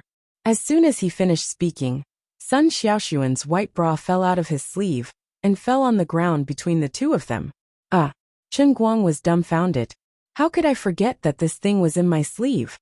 You call this nothing? Wu Tong looked down at the white bra. Her brain was stiff at first, but she quickly reacted. She was so angry that her face turned red. Forget it. Chen Guang just quietly bent down and tucked the bra back into his sleeve. He didn't even have the mood to explain. What the F***ck? Just as he was about to prove his innocence aggressively, this thing was actually thrown at him? Even if I am the best talker in history, Zhang Heng, I can't do anything. What else can I say? Say my ass. Forget it. I can't be bothered to argue with you. I'm leaving. Chen Guang was about to open the door. He didn't want to explain, couldn't explain, and didn't need to. He was too lazy to care about what Wu Tong thought. He planned to leave first. Stop. Wu Tong raised her hand and pressed the door lock. You can't leave. Chen Guang turned around and looked at Wu Tong. Why? You're interfering with official business. You've violated public security regulations. I have the right to detain you. Wu Tong felt extremely wronged. Up until now, Chen Guang hadn't explained anything to her. However, she was in no position to take the initiative to uncover the matter and ask what she wanted to say. She never thought that from the beginning to the end, whether it was Chen Guang, Sun Xiaoxuan, or even Wang Long, they all wanted to explain to her. It was she who didn't give them the chance to speak, which led to the current situation. Chen Guang took a deep breath and forcibly suppressed his anger. When he looked at Wu Tong again, there was no longer any familiarity in his eyes. There was only a strong sense of distance and unfamiliarity. He finally understood. Perhaps the aftereffects of his second-generation rich sister's severe hypnosis had remained until now. As a result, she really did have feelings for him. That was why she became like this today. Dealing with her like this is too strenuous. I'm tired. He used to think that dealing with her was easy and pleasant, but now it seemed that he had thought too simply of her. After all, she was the daughter of an aristocratic family. No matter how well she hid her big missy temperament, it would sooner or later erupt and see the light of day. If she really had such a temperament, and didn't care whether it was right or wrong, and insisted on making life difficult for him like a crazy woman, then this friendship would be broken. As for the favor he owed her, he would just give her a few 100,000 yuan, and treat it as paying it off. With such thoughts in his mind, Chen Guang was attacked by the alcohol and anger at the same time. His thoughts were a little out of control. Chen Guang also misunderstood Wu Tong. He thought that Wu Tong didn't want to hear an explanation at all. In fact, Wu Tong's brain had short-circuited before. Now, she was extremely eager for him to say something that could make her feel at ease. Even if it was to lie to her, that there was nothing between him and Sun Xiaoxuan. Even if she had clearly seen the bra. As long as Chen Guang was willing to make it up, no matter how absurd the lie sounded, she would be willing to believe it. However, it was already too late. Enough, it's really enough. Once his mind made a decision, when Chen Guang spoke again, his voice was no longer angry but cold. Wu Tong's whole body quivered. She vaguely realized Chen Guang's plan, and her expression became flustered. Chapter 283. Wu Tong swallowed her saliva and said nervously, Chen Guang. I'm a little angry. Chen Guang shook his head slowly. I can probably guess what you're angry about. I originally wanted to explain it to you, but is there really a need to explain it now? Say it. I'll believe whatever you say. At this time, Wu Tong was no longer the captain of the Wenqing branch. She was just a frightened woman. Well, I'll tell you. My mom is lying in Wujing City Hospital now.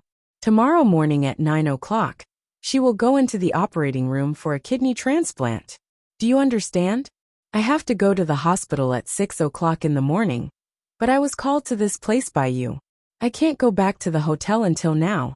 How do you think I should feel right now? I don't know what your position is, but you seem to care about my relationship with Sun Xiaoxuan. Then I'll tell you. She is my squad leader, and she came here to help. Because there were no extra rooms in the hotel, she could only squeeze into the same room as me. It was a double bed, and it was an unfortunate coincidence. Do you believe it? This bra was originally hidden under the pillow. Your assistant policeman wanted to lift the pillow, so I beat him up. Do you believe it? Then I didn't want the girl's private clothes to be seen by others, so I stuffed it into my sleeve. Do you believe it? Forget it, it's up to you if you don't believe it. That's it. I'm done talking. After Chen Guang finished, he pushed the dumbfounded Wu Tong away, opened the door of the interrogation room, and walked out quickly. Didn't you say last time that your mother just had a small problem? How could that be? Wu Tong suddenly understood the reason why Chen Guang was so angry and out of control. Chen Guang turned around. Because I wasn't familiar with you at the time. There was no need to tell you in detail about this family's private affairs. I don't need someone I'm not familiar with to help me share my pain. By the way, I do owe you a favor. I'm very sorry about this. I'll find a way to return the favor. Goodbye. With that, Chen Guang strode away, not giving Wu Tong any chance to speak. Wu Tong's face turned pale as she watched his figure disappear out of the branch office in an instant. When Wang Long saw this, he knew that things were developing in the worst direction, so he hurried over. Wu Tong took a deep breath and almost roared in front of everyone. You must know Wang Long, right? Why didn't you tell me earlier? Wang Long had a bitter look on his face. I wanted to tell you a long time ago, but I didn't have the chance to. Wu Tong's body almost went limp. She leaned against the wall and rubbed her head in pain. But she didn't have the courage to chase after Chen Guang. Even if she did, she didn't know what to say to Chen Guang. Her previous anger came without reason, and now her disappointment was also without reason. She was very confused and upset, but she didn't want to admit that she really liked Chen Guang. Wu Tong locked herself in the break room of the branch office. She tried to call her best friend, Tang Ying, who was in Wujing City Hospital, but Tang Ying's phone was turned off. Wu Tong threw her phone on the coffee table, lay down on her back, and curled up on the sofa. She muttered to herself, how did it become like this? I'm really a terrible person. I'll find a suitable opportunity to apologize to him. He should be able to forgive me, right? He's also very angry. If it were me, I'm afraid I'd be even angrier than him. Sigh. He was so angry that he even said that he didn't know me well. This was really depressing to the point of being powerless. When Chen Guang returned to the hotel, it was already 5 o'clock in the morning. He tiptoed back to his room and carefully placed the bra next to the sleeping Sun Xiaoxuan's pillow. He gently lay down next to him with his clothes on. The alcohol mixed with drowsiness, and he could finally sleep for an hour. Before falling asleep, Chen Guang still remembered Wu Tong's pale face with regret before he left, and he faintly felt a little uncomfortable. He thought to himself that she might really be very sad, but he could only sigh in his heart. Sometimes life is quite helpless. Although he knew that she might not have any evil intentions, he couldn't help but gradually become disgusted with her. It's good to sour my relationship with her as soon as possible. I should keep my distance from people like her in the first place, and at the same time, I should cut off my relationship with her as my godsister. That way, I won't get into more trouble because of Liuli's overly effective divine hypnosis. This godsister is actually not that cheap. Her background is a little too big. Indeed, someone like me shouldn't be trying to get close to her. Maybe if I put down my pride and coax her a little, she would be able to calm down? Actually, she's quite easy to fool. But what's the point of doing this? I really don't have the mood to think about these things right now. Or, even if I manage to coax her today, it will become like this sooner or later, right? The next day, Sun Xiaoxuan's alarm rang on time at 6 o'clock in the morning. As soon as she opened her eyes, she saw Chen Guang lying next to her, and the boulder in her heart was instantly lifted. Sun Xiaoxuan's face was flushed red as she took her legs off Chen Guang's bed while trembling with fear. Her face was extremely red. She didn't know how she slept last night. As she slept, she moved to face Chen Guang's side. Then, just like how she usually hugged a doll in the dorm, she hugged Chen Guang, who was wrapped in a cup, tightly as if he was a doll. She even put her legs on his body. Fortunately, this idiot was sleeping like a log and didn't notice. Sun Xiaoxuan quietly turned off the alarm and washed up even more carefully, not making the slightest sound. Seeing that Chen Guang was still sleeping like a log, Sun Xiaoxuan thought for a moment and didn't rush to wake him up. Instead, she pulled out the room card and went downstairs. After eating breakfast in the dining room, she brought 2 buns, a box of porridge, and an egg upstairs. After placing the breakfast on the bedside table, Sun Xiaoxuan sat on the edge of the bed and quietly looked at the sleeping Chen Guang. When he thought about what happened last night, he felt a faint sense of grievance, but it was more of a sweet feeling. He's always like this, protecting me like an angry lion. I don't know if he explained it to Officer Wu. Sun Xiaoxuan's mood was a bit complicated. He hoped that Chen Guang and Wu Tong would really break up because of this, but he also felt that this misunderstanding was caused by him. He felt ashamed, and he also felt that Chen Guang had been mentally and physically exhausted for the past 2 days. Sun Xiaoxuan didn't help much when he came over, and instead caused trouble for him. How about I go back and explain it to the armed police officer? Sun Xiaoxuan buried the faint unwillingness in his heart and made up his mind. The 2 of them were scheduled to go to the hospital at 6:30 a.m. Sun Xiaoxuan waited for another 5 minutes until 6:20 a.m., but Chen Guang still hadn't woken up. He had to wake him up. Sun Xiaoxuan pushed Chen Guang's body and said softly, "Wake up! Chen Guang, wake up!" It was no use. He only closed his eyes at 5 a.m. It had only been an hour, so how could Chen Guang wake up so easily? Sun Xiaoxuan pushed him harder, but he still didn't move. He was really sleeping like a dead pig. Why is he sleeping so soundly? What should I do? Sun Xiaoxuan moved her face in front of Chen Guang and looked at the guy with the dark circles under his eyes. She was worried. She looked straight at Chen Guang, and her mind was suddenly emptied. He looks so good when he's sleeping. He looks good no matter how I look at him. I really want to look at his face like this for the rest of my life. For some reason, Sun Xiaoxuan opened her eyes wide and moved forward bit by bit. Her lips touched his lips like a dragonfly skimming the surface of the water, and then she shrank back like a startled rabbit.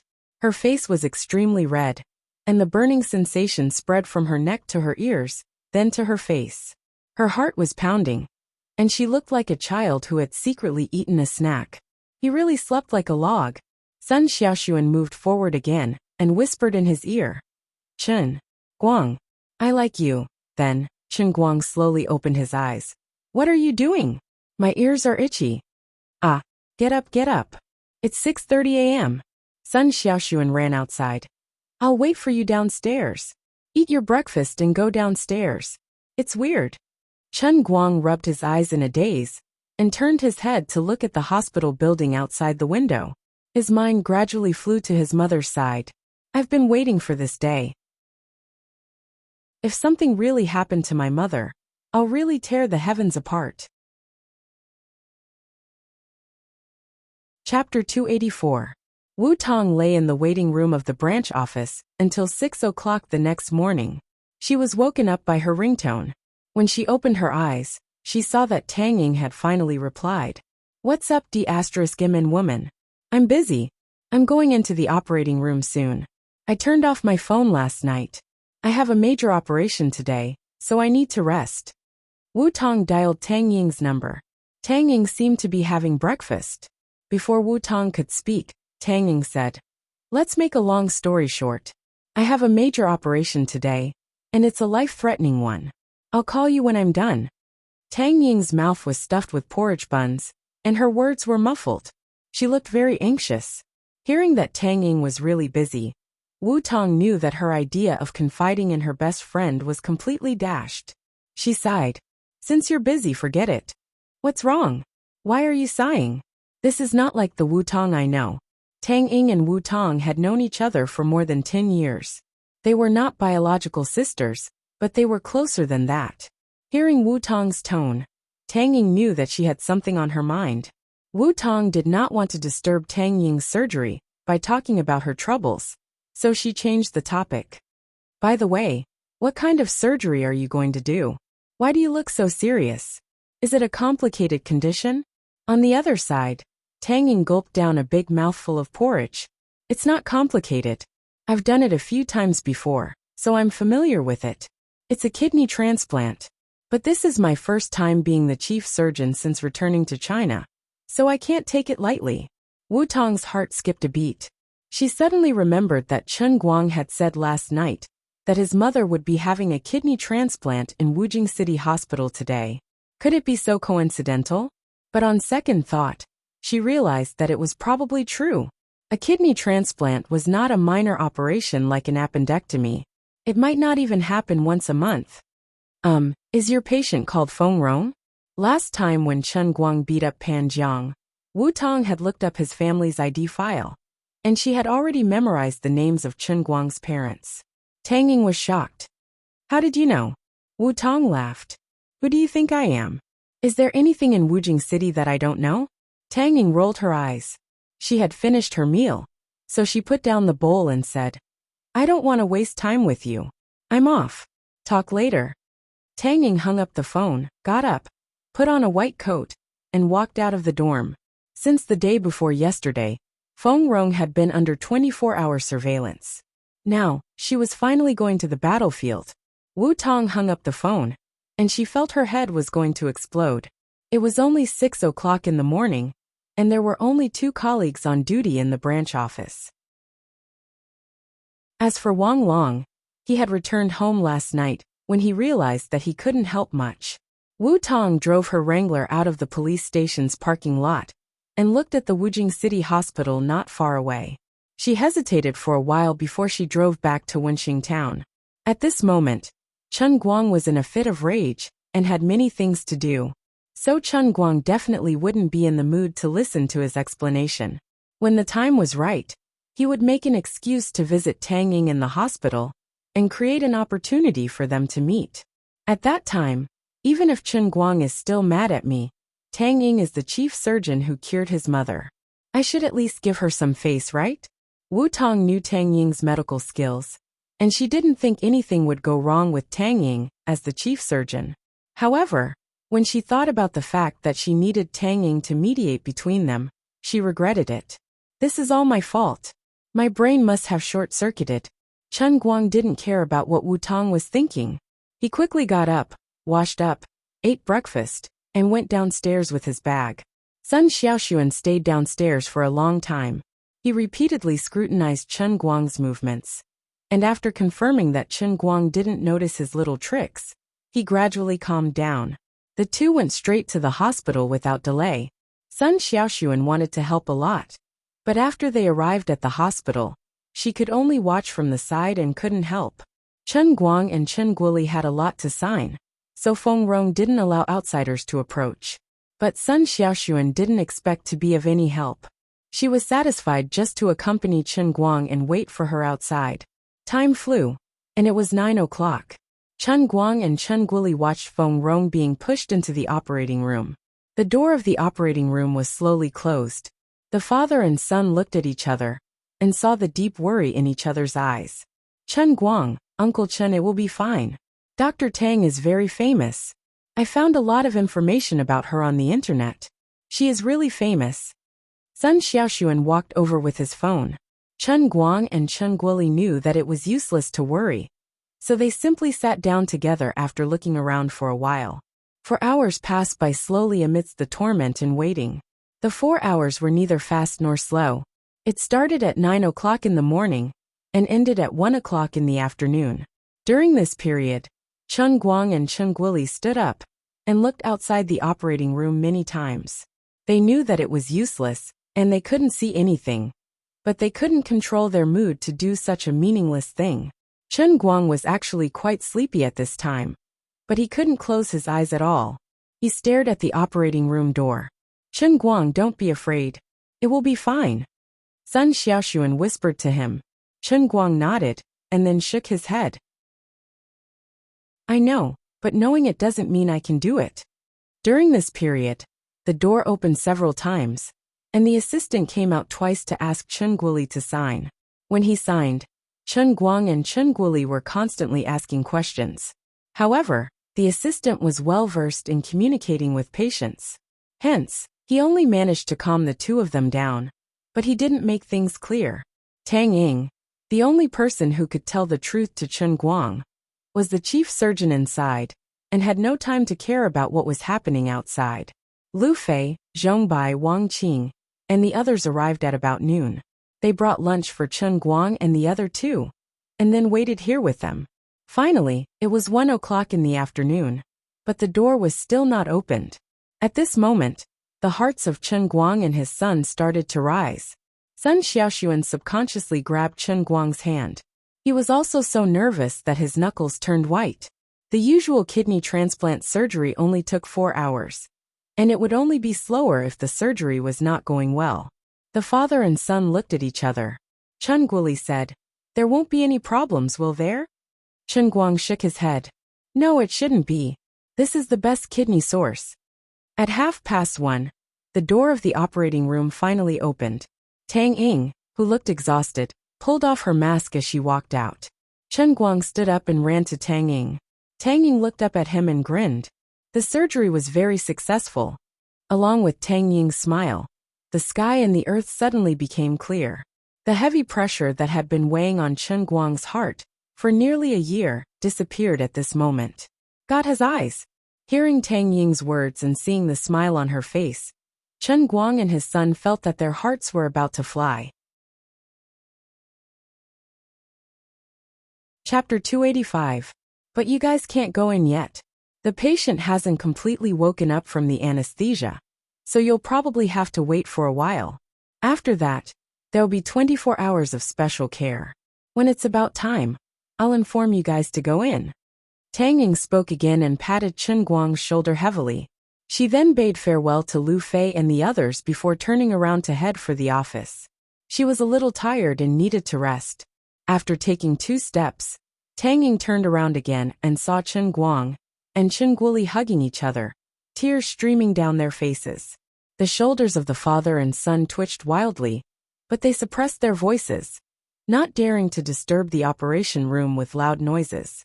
This past year, the 2 men in this family had shouldered far too much pressure, and they finally vented it all at this moment. They were free. Tang Ying looked at the father and son from afar, and couldn't turn around for a long time. When she suddenly came back to her senses, she discovered that there were 2 clear lines of tears on her face. Sun Xiaoxuan looked at Chen Guang and Chen Guang from the side, and couldn't hold back his tears either. Chen Guang could only grit his teeth and bear it no matter how hard it was. He never complained to anyone, and always put on a cheeky smile in front of others to hide the enormous pressure on his heart and shoulders. This was because he firmly believed that as long as he faced it with a smile, no matter how hard his fate was, it wouldn't force him to the end of the road. Thank the heavens he endured it. This was because hidden under the mischievous appearance was a body that was as hard as iron.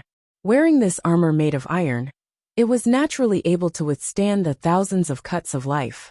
In the most difficult time, Liuli appeared in his life with the transcending Holy Grail. Although there were many bumps until now, he still gritted his teeth and endured it with Liuli's help. Lu Fei stood to the side and looked at Chen Guang's almost tearful appearance. She recalled his incomparably domineering and cold-hearted attitude when he was racing. At this moment, the 2 completely different figures gradually overlapped. A strange emotion surged in the depths of her heart. Sun Xiaoxuan was in an even worse state. If it weren't for the many strangers around them, and the fact that Chen Guang and his father were hugging each other and crying, she wouldn't have been able to muster up the courage to do so. Otherwise, she would have rushed forward and hugged Chen Guang tightly. Finally, after waiting for more than 2 hours, Chen Guang and Chen Guoli went in with Tang Ying's permission to have a short chat with Feng Rong. The family of 3 sighed again. On the other side, Lu Fei and Zhongbai left first because of their respective companies' matters. Wang Qing's physical condition was not very good, so he went back to rest first. Sun Xiaoxuan originally wanted to stay with them, but Chen Guang asked her to go back to school. There was a final exam at 4 o'clock in the afternoon. Chen Guang knew that if he didn't study for the exam, he would definitely die. There was no need for Sun Xiaoxuan to accompany him to fail the exam. She didn't want to break her golden record of never failing a subject in university for 4 years. Sun Xiaoxuan didn't care so much about it. But Chen Guang said that his mother must be out of danger now, and there was no possibility of any relapse or rejection, so he had to drive her away. Tang Ying was very puzzled by Chen Guang's absolute confidence. She found an opportunity to quietly call him to her dormitory and asked in private, "Why do I feel that you are more confident than me? Although the donor's kidney is indeed a perfect match, it's my job as a doctor to make a judgment. How can you be so sure?" Tang Ying couldn't help but be curious. If it were any other patient's family, they would be most concerned about the immune rejection at this time. Chen Guoli was almost the same. However, ever since the surgery was completed, Chen Guang didn't ask about it from beginning to end. He only expressed his gratitude to her. How could Chen Guang tell her that this kidney was obtained by using the power of fate of the heavenly Holy Grail? Its compatibility was absolutely the best in the world. There was absolutely no way that there would be any problems, unless the heavenly Holy Grail was filled with water. But that was obviously impossible. He only scratched his head and grinned. Intuition. Intuition my ass. Forget it, I won't argue with you. Anyway, I've done my duty as a friend. Now tell me, how are you going to make up for my shattered self-esteem? Of course, Tang Ying was referring to the fact that Chen Guang didn't want her to be Feng Rong's attending physician. Chen Guang was also embarrassed. I've apologized to you so many times. Why aren't you letting me off the hook? How about this? I'll treat you to a meal some other day. Tang Ying spat at him and tapped his forehead with her finger. Do you think I'm only short of money for a meal? That's right. After all, you're a tycoon who lives in a duplex. So if our Dr. Tang doesn't mind my young teeth, how about I give my body to you? Chen Guang moved his face forward with a smirk. The distance between the two suddenly became very close. Tang Ying, who was sitting on the chair, looked up at him. Her mind subconsciously recalled the scene when she pinched the thing in his pants. Her face turned red, but she immediately reacted. She sneered and lowered her head to look at Chen Guang's crotch with disdain. It's not that I can't accept your young teeth. After all, although this doctor is older than you by a few years, I'm quite good at taking care of myself. I won't age much faster than you. It's just that if this problem of yours isn't cured, I will never consider you. Hey, you know what I mean. As Tang Ying spoke, a meaningful smile appeared on her face. Hiss, Chen Guang gasped. He originally wanted to tease this drunk lady, but he didn't expect to be teased instead. Why does she still remember that? Can we still be friends? Hey, let me put it this way. I'm doing your mother's surgery. Maybe you think I'm doing you a big favor, but I don't think so. Your mother is my patient. It's only natural for a doctor to treat a patient. It doesn't count as me repaying you for saving me from being molested. Anyway, I've made up my mind. For a boy of your age, this problem is indeed difficult to talk about. You must be too embarrassed to look for a doctor. I can understand that. So leave your disease to me. Promise me don't give up on treatment, okay? As Tang Ying spoke, she stood up and patted Chen Guang's shoulder with her right hand. She lowered her head and looked at him with a burning gaze. I really didn't. Chen Guang was about to cry. He was in a good mood today, so much so that he was a little too arrogant. He actually dared to tease this lady. Now he really regretted it. He wished he could eat his own tongue. Trying to explain is equivalent to covering up. I understand. It's also an illness if it's too short, and it can be cured. Alright, I'll stop bickering with you. You won't be able to enter the ICU for the next 2 days. I think you should go back to school and take your exams. You won't be of much help here anyway. Tang Ying said as she walked out of the dorm room, leaving Chen Guang alone in the lonely wind. After she opened the door, she turned her head and looked at Chen Guang with a smile. Out of the blue she said, You've changed. Chapter 286. After Tang Ying walked far away, Chen Guang picked up the heavenly Holy Grail and drank a mouthful of tea. He lowered his head and caressed the cup, thinking to himself, perhaps she's right, I have indeed changed. In the past, no matter how much he fooled around, there would always be something hidden in his heart that he couldn't get rid of. But from today onwards, Chen Guang knew that he was different from the past. Perhaps he could put it in another way. Could he return to the person he was a year ago, living a carefree life of the rich generation? But when he thought of this, he couldn't help but laugh out loud. You can be smug all you want, but don't blame this empress for not saying the ugly words first. The power of destiny has already completely helped your mother, and your punishment realm may descend at any time. At this moment, Liuli's voice rang out in his heart. Hey, what do you mean by descending at any time? Can you give me a more precise time? What exactly was the realm of punishment? Can we give you some information in advance? I'm so freaking panicking.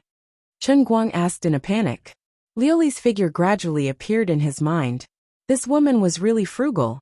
She still didn't wear the lustrous feather dress, and even the white mist that was used to cover her body was reduced to a shrunken version, only covering the most important parts of her body. Even her belly button was exposed. Clearly, after being taken advantage of by Chen Guang last time, she had decided to give up. She shrugged. I can't. Why? Because I don't know what it will be, so I can't tell you either. F*CK. Are you F*King kidding me? A dignified god emperor is so weak? Don't waste your breath. In any case, just deal with the situation as it comes. I can give you a little reminder. Think about it. What is this so-called fate? You touched the fate of your loved ones and obtained benefits. Then, how do you think fate will punish you? The more you gain, the more you will lose. You can slowly ponder over this sentence. This old lady won't be accompanying you. After saying that, Liuli's figure gradually faded, intending to escape. Hey, what are you going to do? Chen Guang stopped him. Liuli smiled proudly. As the financial steward of the savior, I have to learn some knowledge. You mortals are really interesting. It's just the principle of bartering, but you call it commerce. There are so many tricks in it. It's really broad and profound. I've never seen anything so interesting in the 10 billion years I've lived in the endless god realm. It's the best way to pass the time. This emperor is leaving. Lori was right. Given her status in the endless divine realm, as the daughter of the master god of chaos, she could have anything she wanted. Even if she occasionally made a deal, it would be nothing more than using something stolen from the master god of chaos to trade for something else. Business was a new field of study for her. This time she really ran away. Chen Guang's face was ashen as he held the cup. He felt his heart ache when he thought of the 183 million in his UBS account. This feeling was basically the same as opening a chicken farm at home and having 700 or 800 weasels living on the mountain next door. It was impossible to guard against and completely hopeless. Should I secretly turn all of it into cash and bury it in the ground? Just as this thought emerged in his mind, Liuli's voice immediately came again. It's useless even if you turn it into cash. I have ways to make you obediently submit. I advise you to be sensible and not force me to use my ultimate move. F*CK. A naked threat. I can't do anything about it. My family's cheat is so high-end. She's actually threatening me. This is so F*King ridiculous. Alright, I admit it. I can indeed return to my old self from a year ago, a carefree poor second generation. Rich second generation. Whatever, just let it go with the wind. When Chen Guang returned to the school dormitory, it was already past 6 in the evening. Lin Jingwei and the others had just finished their exams and were rushing back. Chen Guang also called Sun Xiaoxuan, Gaoya, and Zhuo Jingxi and booked a table at the elegant pavilion outside the school.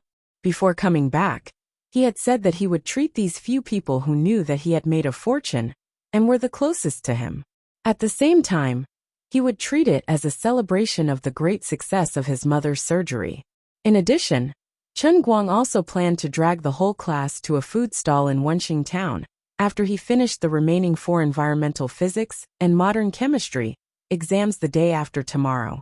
There was no other way. That was how confident he was when he was rich. It was better to spend some of it before he squandered it all for Liuli. It would be too sad to return to being a pauper without enjoying the life of a rich person. Oh right, since Liuli was burning at least tens of thousands of phone bills every month, he might as well go to the business office later and slap her for $1 million in phone bills. That's right, I'm such a tycoon. I feel uncomfortable if I don't top up 1 million in phone bills every time. Spending money that's about to go down the drain doesn't hurt at all. Oh right, the little girl in the business office in town seems to be quite pure. If I top up 1 million in phone bills with her, she will definitely get a lot of commission, right? My sales will also soar, right? I wonder if I can seduce her into throwing herself at me? I'm looking forward to it just thinking about it. Don't talk about feelings with me, just come for my money. Love me hard. As he thought about it, he was almost drooling. Do you guys think Brother Guang's illness is acting up? Why don't we take him to the school hospital? I'm getting goosebumps from seeing him like this. At that moment, Bai Nyangzi's voice rang in his ears. Chen Guang came back to his senses and saw the guy's big face inches away. He quickly got up and pushed him away. Chen Guang said angrily, "Show some respect to a billionaire. Otherwise, I'll make sure that you have no place in the environmental protection industry." What the F***CK? So what if you're rich? I recently started a new book on Chidian Women's channel. It's very popular, and I'm planning to switch to being a writer. Bai Nyangzi was fearless. On the other side, Lin Jingwei was furious. UB**TCH. Did you write the book you asked me to recommend to my cousin a few days ago? The Billionaire Young Master's Cruel Spoiled Wife. Please Love Me 1001 Times? Blarg. What a scary title. Chen Guang and Xiong Jinka couldn't hold it in anymore. Bai Nyangzi's invincible title caused them 10,000 points of damage. Damn it. This grandson has finally embarked on the road of no return. This dead sissy that can't be saved. I'll pay you 100 yuan. Please drag him out and chop him to death. Chen Guang decided to use money to talk. The four of them made a ruckus in the dormitory until Gao Ye called to hurry them up. Chen Guang was actually very happy. He knew that the 3 grandsons in his dormitory were not that kind of ordinary people. Even if they saw him make a fortune in Hong Kong, they could still gather together and laugh happily after coming back. Money was a worldly possession. It was hard to find a good brother in life. In other words, the money that Luli was eyeing was a worldly possession. Brother Guang, you're so rich now. Why don't you help me invest? Let me tell you, you only need to invest 100,000 yuan and help me get an average of 10,000 subscriptions for 3 months. When I become a goddess in the female market, I'll give you half of the copyright fee for the TV series adaptation of my book. I guarantee that you'll earn 2 million yuan. Well, except for Bai Nyangzi. He didn't need a brother like this.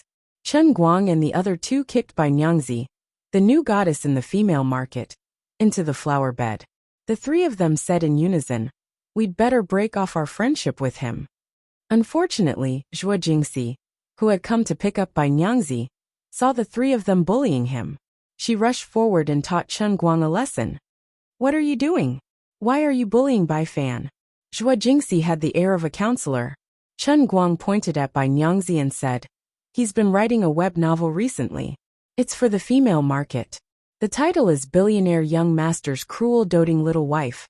Please Love Me 1001 More Times. What do you think, Teacher Zhuo?" Zhuo Jingxi took a step back. "Please kick him further away. You bunch of inhumane people. You're killing the dream of a young literary man." Bai Nyangzi roared angrily as he watched the 4 of them walk away. Chapter 287. Chen Guang hadn't been so relaxed in a long time. In the private room of the Qingye Pavilion, he even lifted his ban on alcohol and had all kinds of drinks with Bramble. They had just gotten to know each other. Why wasn't Lin Jingwei and Bai Nyangzi there? That was because the 2 of them pretended to be dead on the table not long after the fight started. Only Xiong a fierce tiger by the Mudanjiang River, could keep up with Chen Guang's rhythm. Sun Xiaoxuan wanted to persuade Chen Guang to drink less, but Zhuo Jingxi pulled him back and whispered, "It's okay. He's happy today, so it's okay to drink a little more. He's been holding these things in his heart for a whole year. Now that he's finally free, it's better to drink to release his mood. Otherwise, it's very tiring to keep it bottled up all the time." Sun Xiaoxuan nodded, thinking that Teacher Zhuo understood people better. Zhuo Jingxi just smiled as she watched Chen Guang and Xiong compete with each other. She was also filled with emotion.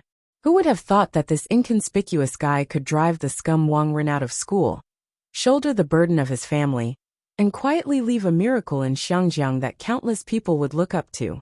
Gao Ye quietly pulled on Sun Xiaoxuan's sleeve and whispered, "Look at the way Teacher Zhuo looks at Chen Guang. Something's wrong." Sun Xiaoxuan rolled his eyes at her. "Don't talk nonsense. Why did you draw a turtle on Lin Jingwei's face?" "I've been learning how to draw comics recently. I saw that his face is quite big, so it's easy to draw." Xiong felt like he had run into a ghost today. Before Chen Guang's family went bankrupt, the four of them often went to the school to drink beer and barbecue.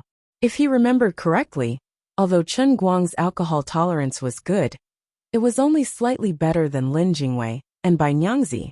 As the tiger of the Northeast, it was not difficult for him to take down 3 people by himself. It was just that it was very tiring to be responsible for carrying 3 people at a time. In the past year, because of Chen Guang's family matters, everyone rarely came out to drink. Chen Guang himself almost didn't drink because he had to drive. Xiong'an never had the chance to show off his superiority in drinking. But what was going on today? Was this guy on steroids or something? His alcohol tolerance was completely unreasonable. Did he become a leaky spoon or a bottomless pit? Cup after cup, he simply couldn't stop.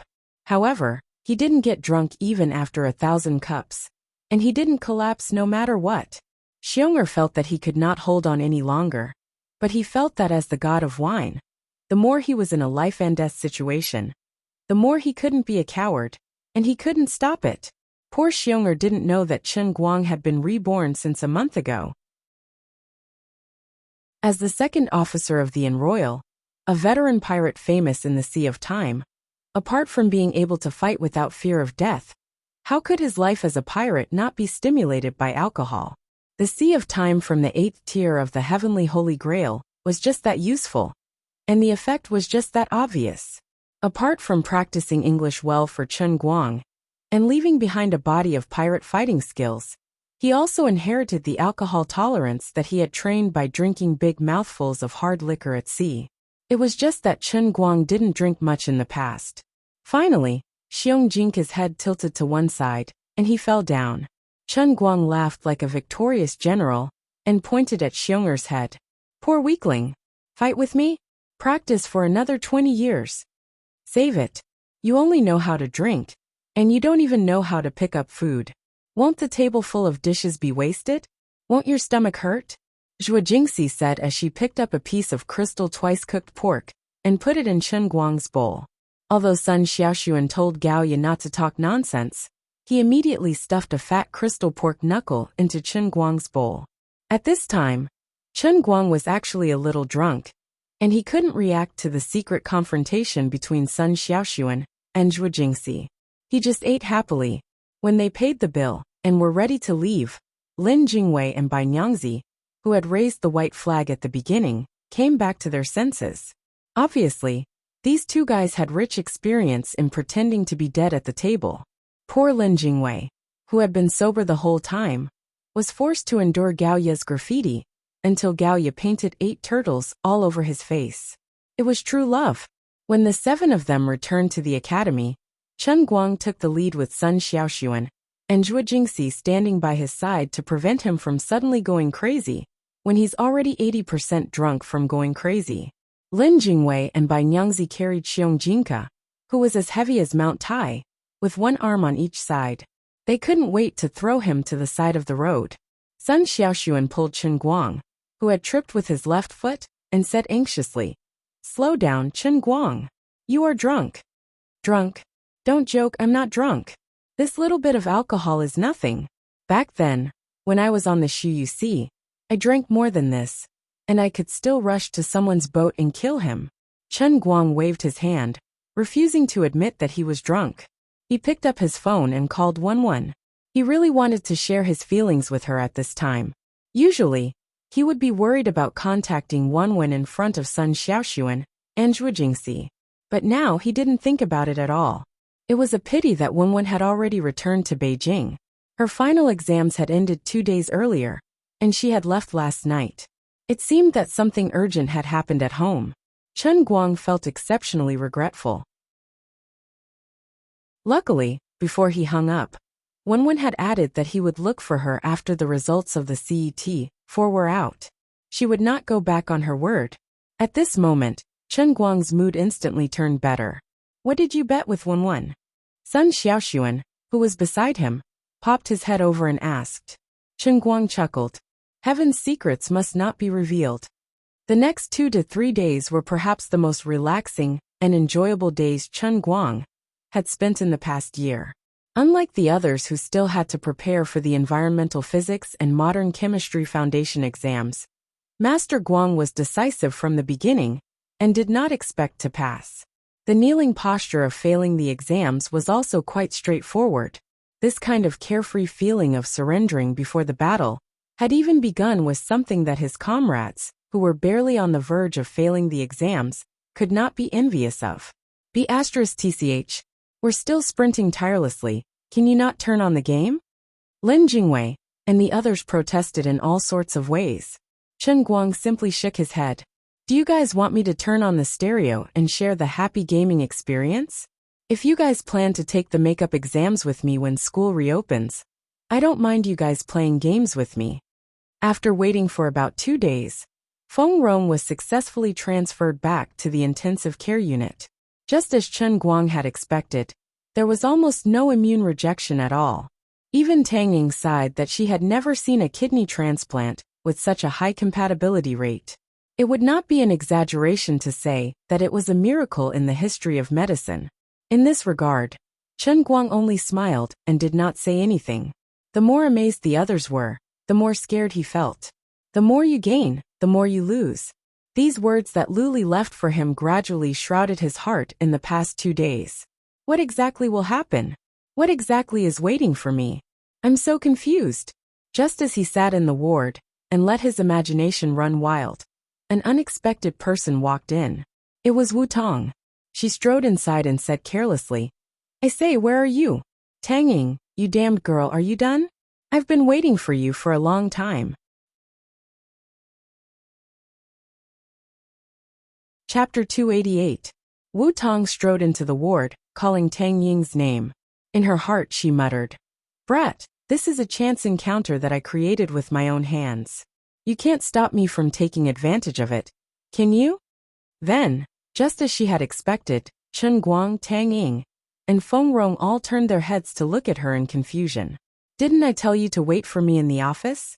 What are you doing in the ward? Tang Ying frowned. She felt very puzzled. Wu Tong had come to the hospital to look for her more than once, but she had never barged in when she was making ward rounds with patients. Did she have something urgent to do today? As she spoke, Tang Ying came over and pushed Wu Tong out. She turned to Chen Guang and his mother and said, Excuse me, this is my good friend Wu Tong. Then Tang Ying immediately whispered in Wu Tong's ear, Go to my dormitory first. I'll be there in a few minutes. I don't know what's so urgent about you. Don't come to my patient's room. However, Wu Tong used a little strength to stop Tang Ying. It was not easy for her to barge in. How could she be pushed away so easily? Then she turned to look at Chen Guang with a very complicated expression. There was the surprise of a chance encounter, a hint of surprise, and a little bit of anxiety. She said, Chen Guang, why are you here?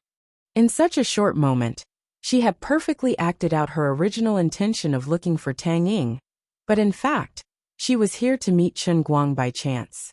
With such acting skills, she could win the Oscar for Best Actress and the Palme d'Or. Chen Guang was really fooled by her. There was a touch of embarrassment on his face. He forced a smile and said hi. He didn't expect that Wu Tong would appear in his mother's ward. What he said to her that day was quite excessive, and it was clear that he wanted to cut ties with her and become a stranger. Chen Guang felt that with Wu Tong's intelligence, it was impossible that she didn't understand his unspoken words. He also knew that with her proud personality, it was almost impossible for her to take the initiative to apologize to him. Over the past few days, Chen Guang occasionally wondered if Wu Tong would come to Wujing City Hospital or the school to look for him. However, she didn't move at all. There was a slight sense of disappointment in her heart, but more than that, she was relieved. Chen Guang told himself that since he had made the decision at that time, he shouldn't regret it. It was a good thing for both Wu Tong and himself. When he realized that Wu Tongjin was still trapped in the aftereffects of Liuli hypnosis, Chen Guang made up his mind. It was not that he thought highly of himself, but he simply felt guilty towards Wu Tong. This kind of relationship was too unfair to Wu Tong. Chen Guang couldn't get over it. If he accepted this kind of relationship, he would be the most despicable person. As long as he drifted further and further away from her, she would eventually be able to forget him and free herself from Liuli's emotional control. When that day came, they would become strangers. If they could still be friends, it would be good to get to know each other again. If they were destined to become strangers, it would be considered as an explanation to her. However, Chen Guang never expected that he would reunite with her like this. It was completely unexpected. You guys know each other? Tang Ying, who was also kept in the dark, first looked at Chen Guang, then turned to look at Wu Tong. Wu Tong nodded. Yeah, of course we know each other. Chen Guang also nodded and stood up. Hello, Sister Wu Tong. This is my mom Feng Rong. Mom, let me introduce you. This is Wu Tong, my... Before Chen Guang could finish his sentence, Wu Tong had already come up to him and patted his shoulder. She was completely different from how she was when she was quarreling with Chen Guang a few days ago. Hello, Auntie Feng. Chen Guang hasn't had the time to tell you and uncle yet, right? He acknowledged me as his sister some time ago. Before the dumbfounded Chen Guang could react, Wu Tong turned around and smiled at Tang Ying. Hey, what a coincidence. Tang Ying, Chen Guang is the younger brother that I've just acknowledged. Then, Wu Tong grabbed Tang Ying and turned to Chen Guang. You might not believe it, but Miss Ying and I have known each other since elementary school. We are best friends. Chen Guang did not finish his sentence. Wu Tong immediately turned to Feng Rong and smiled sweetly at her. If I had known that Auntie Feng was recuperating here, I wouldn't have come empty-handed. It's all Chen Guang's fault for not telling me the truth. Feng Rong was also very confused. However, Wu Tong's valiant appearance in her police uniform left a very good first impression on her. As it was inconvenient for her to get up, she nodded and smiled at Wu Tong as a greeting. Xiaowu. Hello. Feng Rong briefly hesitated. She initially wanted to address Wu Tong as Officer Wu, but she was dumbfounded by Wu Tong's familiarity, especially when Wu Tong mentioned that Chen Guang had treated her as his sister. After some pondering, she decided to call Wu Tong as Little Wu. Tang Ying chatted with her in the ward for a few more minutes. After all, she still had other patients to take care of, so she had to leave. Wu Tong completely played the leading role. She chatted with the talkative Feng Rong and helped her peel fruits. In the end, Feng Rong could not eat them, so she stuffed them all to Chen Guang. Up until now, Chen Guang had roughly guessed Wu Tong's thoughts. He thought that she might want to take advantage of this chance encounter to ease their relationship. Never did Chen Guang expect that she would lower herself in such a manner. At this moment, Chen Guang couldn't speak as harshly as he did back then, especially in the ward. Wu Tong was already chatting passionately with her mother, telling how she got to know Chen Guang, and Chen Guang once caught a thief, and Chen Guang helped out as a good citizen. Since then, the two became familiar with each other. They felt that they hit it off, so they acknowledged each other as brother and sister. Wu Tong's words were mixed with lies. She said it in front of Chen Guang, which could be considered as helping Chen Guang clean up his mess. She did not mention that he got into a fight at school and sent someone to the hospital, which was completely in line with Chen Guang's wishes. However, Wu Tong came here with the excuse that she had something to discuss with Tang Ying. After sitting for a while, Tang Ying called her after she was done with her work. Wu Tong could only secretly roll her eyes, but had no choice but to leave for the time being. After Wu Tong left, Feng Rong called Chen Guang in front of her and said, "This police sister of yours is quite a nice person." Chen Guang responded helplessly, "Yeah, she's quite nice. By the way, if we really want to acknowledge her as our god sister, we have to meet her family, right?" Feng Rong said again. Chen Guang scratched his head. "Let's not talk about this for now. We youngsters are just joking around, so don't take it seriously. You elders shouldn't get involved." "That's not how you put it. Wu Tong is a 25-year-old police comrade, unlike you who are still ignorant. Since you have acknowledged her as your sister, she must have agreed after careful consideration. You can't think of fooling around. No, when I get out of the hospital, we'll meet her family. It's not a bad idea to become in-laws. I really like her. She reminds me of your real sister. Feng Rong's eyes turned red as she spoke. Chen Guang was stunned. My real sister? Chapter 289. Feng Rong nodded. If she was still alive, she would be 25 years old, right? Huh. Chen Guang felt that something was amiss. Suddenly, Chen Guoli's voice came from behind Chen Guang. He had just finished his surgery. It sounded a little low. He patted Chen Guang's back. Your mom didn't spout nonsense. It's all my fault for not being able to do anything back then. What's going on? Chen Guang was baffled. Actually, there was an older sister before you. Your mom was only 19 years old, and she was born with congenital heart disease. Our family was poor, and there was no medical care. She died in less than 3 months. It's been so many years, and we can't do anything about it. In the past, everyone was poor, and the medical care was far from what it is now. It's not just your sister. Many families on the street lost their children just like that. Even if we can't figure it out, we have to. We didn't mention it all these years, because we didn't want to feel sad. Chen Guoli said slowly.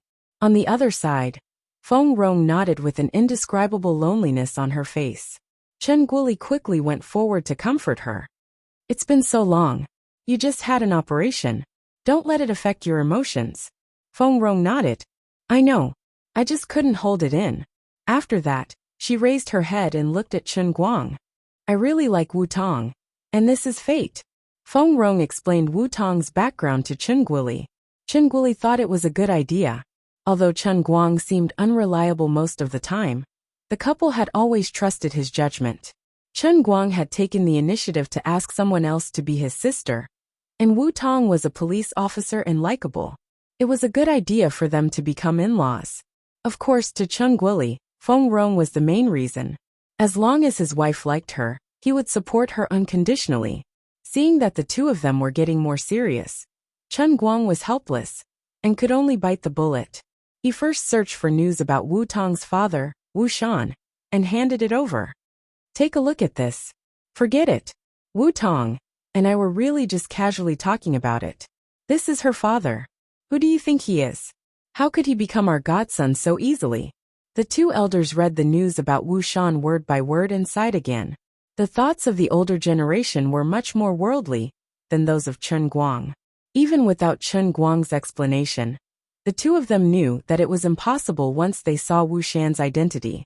It didn't matter what the youngster said in private, but if it involved the adults, with the other party's status, he really couldn't get close to them. What a pity. Feng Rong sighed. Chen Guoli also said, yeah, what a pity. Chen Guang couldn't bear to see the two of them moaning and groaning. He got up and found a random reason to go outside to talk to Wu Tong. He thought that although his parents understood Wu Tong's family background and knew that it was impossible for them to become in-laws, Wu Tong still had to explain herself if he wanted them to stop feeling regretful over this kind of thing. Back then, she had said the joke in front of his mother, and even made his mother fall in love with him because of his biological sister, who had passed away, which he didn't know about. He couldn't just ignore it. Up until now, Chen Guang really thought that it was purely a chance encounter. Perhaps Wu Tong really felt apologetic about what happened that day. So when she saw him, she made such a prompt decision to ease their relationship. But the more Wu Tong showed that she cared about Chen Guang, the more uncomfortable Chen Guang felt. The root of the matter was because of Liuli's god-level hypnosis. She said that emotional control was better than mental control. But in the end, the repercussions were so severe. If he had known that this day would come, Chen Guang would never have agreed to emotional control. Now he couldn't figure out how he should get along with Wu Tong. Although they were friends, she seemed to be more than friends, but not lovers. Although they had feelings between a man and a woman, it was impossible to erase the hypnosis that made her fall in love with him for a short period of time. In fact, Chen Guang secretly felt that even ordinary friendship couldn't get rid of the influence of that hypnosis. Otherwise, why would Wu Tong treat him so differently when she had interacted with so many people? Chen Guang looked up at the sky and sighed. I didn't want to be pretentious, but I had no choice but to be pretentious in this situation. He couldn't get over it, especially when Wu Tong actually took the initiative to humble herself after seeing him, which made him feel even more apologetic. On the other hand, Tang Ying thought that Wu Tong really had something important to do, so she hurriedly finished her work and returned to the dormitory. From the beginning, Wu Tong came for Chen Guang, so how could she really find anything important to tell Tang Ying? After being asked again and again, she had no choice but to beat around the bush. However, the more Wu Tong tried to be secretive, the more Tang Ying took it seriously, and the more she thought that she really had encountered some big trouble that she couldn't talk about. Tang Ying was almost driven mad by Wu Tong's taiji fist. Finally, she flipped out. I say, what are you doing? I thought you had something important, but you didn't say anything? Are you trying to suffocate me to death? Wu Tong's head was full of bumps from Tang Ying's interrogation. She regretted it so much that her intestines turned green. If she had known earlier, she wouldn't have barged into the ward. She should have sat in her office and waited for Chen Guang to walk into the trap. Seeing her bashful look, Tang Ying said anxiously, What is it? Just say it. It's definitely not about watching a movie or something like that. Don't try to fool me. You can't be pretending to look for me, but you're actually looking for Chen Guang, right? As soon as the words came out of her mouth, something flashed across Tang Ying's mind. She pretended to be enlightened. Oh yeah, didn't you ask me on the phone the other day if the patient's name was Feng Rong? You should have known about it long ago. Why do you look like you don't know about it at all today? What's going on? Wu Tong didn't expect Tang Ying to be so quick-witted and expose her in an instant. How could she admit that she had a conflict with Chen Guang in front of her best friend, and that she was here to admit defeat? She stubbornly said, What nonsense are you talking about? It's really a coincidence. I know that Chen Guang's mother's name is Feng Rong. I bumped into him by chance when I came to your place last time. He said that he brought his mother to the hospital for a minor illness. I just said it subconsciously that day. Who would have thought that I would actually guess it correctly? Fine, fine, fine. You can say whatever you want. I can't be bothered to argue with you. I'm not as free as a third-generation heir like you. You can do whatever you want. I'm going back to work. At this point, Wu Tong still refused to admit it. She only said it was a coincidence. Tang Ying had no choice but to roll his eyes and leave. Hearing the door open, Chen Guang, who was eavesdropping on the conversation outside the dormitory, dodged and hid in the corridor next to him. With his back against the wall, Chen Guang was at a loss. Tang Ying couldn't figure it out, but Chen Guang immediately understood. Wu Tong had come to look for him on purpose today. The so-called coincidence was just her doing it on purpose. She just wanted to create an opportunity for herself to appear in front of him. Why did you do this? Chapter 290. Why are you here? While Chen Guang was still in a daze, Wu Tong appeared at the entrance of the corridor. She saw Chen Guang leaning against the wall with a desolate look on his face. As soon as their eyes met, they vaguely understood each other's thoughts. Wu Tong was frightened by the apologetic look in Chen Guang's eyes. In fact, she would rather Chen Guang still be enraged than to see him apologetic. She didn't want an apology from Chen Guang at all. She just wanted forgiveness, because she knew that she was in the wrong that day. But why is he looking at me apologetically? Why is he apologetic? Of course, it's because he still wants to keep her at arm's length. I heard what you said to Sister Tang Ying just now. You don't have to be like this. Chen Guang blushed and turned his face away. He didn't want to see Wu Tong's flustered look. What? He heard everything. Wu Tong's face turned red in an instant. She thought, what should I do now? It wasn't easy for me to create this chance encounter, and now I've ruined it. How embarrassing. She couldn't help but feel helpless, and her ears were burning. Seeing her like this, and thinking that she had deliberately created this chance encounter, Chen Guang's heart was almost swallowed by shame. He said, Let's forget about what happened that day. I've reflected on myself. My attitude was too bad. If I had calmed down and explained it to you, things wouldn't have turned out this way. I'm sorry. Wu Tong came back to her senses and waved her hands anxiously. No, no, no. It's my fault. Chen Guang, listen to me. Wu Tong didn't want to give him a chance to speak again. She continued like a machine gun. I really didn't know what happened that day. If I had known that your mother was going to have such a big operation, I definitely wouldn't have pestered you endlessly. Yes, I know my behavior at that time seemed ridiculous. I was indeed pestering you endlessly. But I don't know why did it turn out like this? Chen Guang shook his head. Don't. You really don't have to blame yourself. Wu Tong continued to ask. So you can forgive me? Chen Guang really couldn't stand her being so humble. He felt that it was simply torturing himself. There's nothing to forgive or not. I can't explain it clearly to you. You were in that situation because of me, but I really can't explain it. Sai, forget it. Anyway, I don't blame you, don't be like this. She doesn't look like the Wu Tong I know. So you still recognize me as your sister? He finally relented. Wu Tong heaved a sigh of relief and looked at him expectantly. Chen Guang was defeated by the look in her eyes. Even if he felt that something was wrong, he really couldn't say anything hurtful. He could only continue to nod. Yes, of course I recognize you as my sister. Although he said that in his heart, Chen Guang was thinking that he should deal with her first. He really couldn't see her like this. Anyway, he would agree to it today and contact her less in the future. Slowly, their relationship would fade, wouldn't it? Suddenly, when he said that he recognized her as his sister, his heart inexplicably palpitated. An extremely strong sense of crisis suddenly appeared, but it flashed and then disappeared without a trace. When he came back to his senses, Chen Guang actually felt that his back was drenched in sweat at that moment. What the hell is going on? Chen Guang, who had never had such an experience, couldn't help but wonder if he was sick. The terrifying feeling of falling into a great crisis came without warning. It was extremely sudden, and the key point was that he didn't even know what the situation was. Do I have a mental illness? Intermittent mental disorder? Chen Guang was extremely puzzled. Chen Guang, what's wrong with you? Are you not feeling well?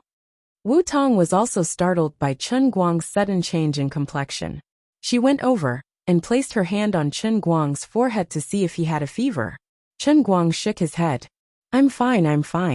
I'm a little not used to your polite manner, haha. He laughed it off and managed to fool her. Wu Tong's mood completely turned from gloomy to sunny. And it's good that you're fine. I've finally talked things through with you. I'm also free from worries. All of a sudden, I feel a lot more relaxed. Actually, I'm not used to speaking so politely with you. Ha ha ha ha. She said proudly as she patted Chen Guang's shoulder. Right, I still have a while before I go on patrol. I didn't see your dad just now. Let's go back and sit for a while. Wu Tong said again as she pulled Chen Guang back. After a few steps she stopped, turned around and asked tentatively. Right, there's really nothing between you and Sun Xiaoxuan, right? Chen Guang had a headache. Nothing at the moment, but I can't say for sure in the future. Sun Xiaoxuan is a good person, and I quite like her. Wu Tong's expression changed slightly, but she quickly controlled her mood. She put her hand on Chen Guang's shoulder and put her arm around his back. You're still young, and you're not mature enough in terms of feelings. Don't casually make a decision to harm other girls. You have to be responsible for yourself, and also for others. This kind of thing, as your older sister, I have to help you check. She said righteously, but in her heart, she had already cursed herself like a pig. Wu Tong, what the hell are you thinking in your head?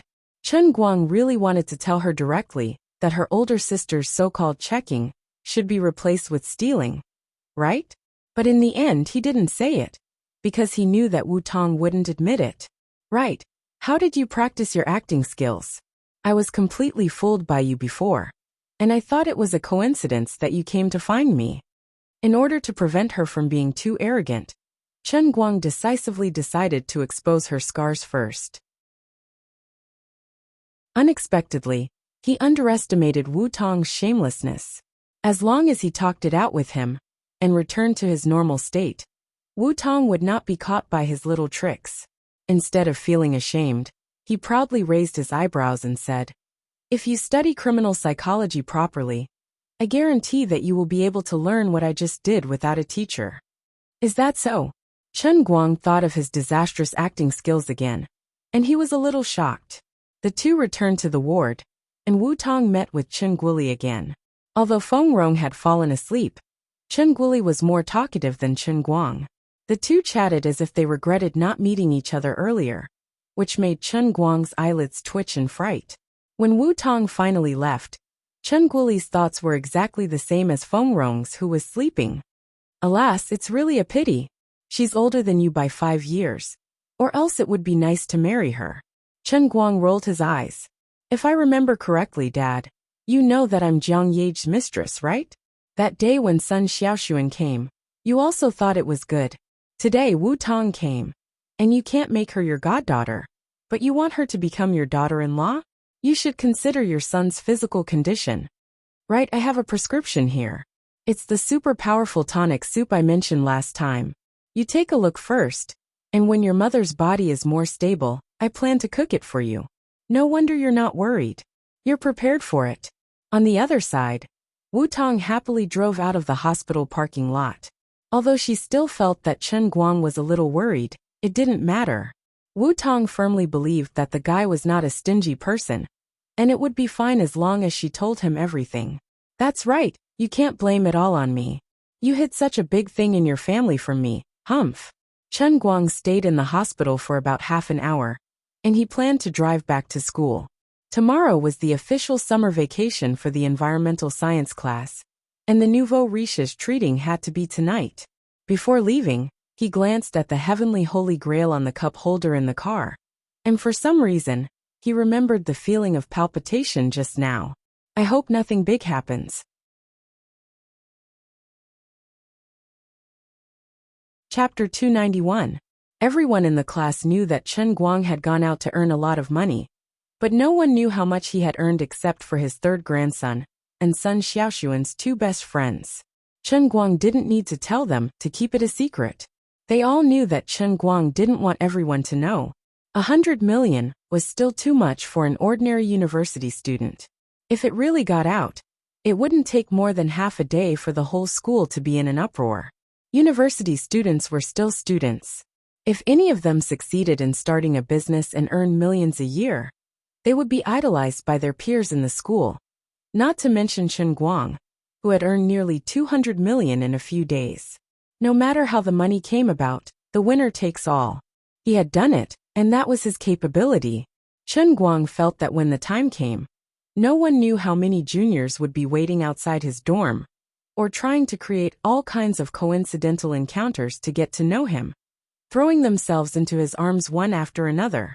No kidding, 200 million in cash, a pure diamond bachelor, a master of winning by lying down, winning at the starting line of life, and struggling for 100 years less. Thinking about that scene, it was simply awesome. To be reasonable, secretly finding a chance to pretend that he had accidentally spilled the beans was not a bad idea.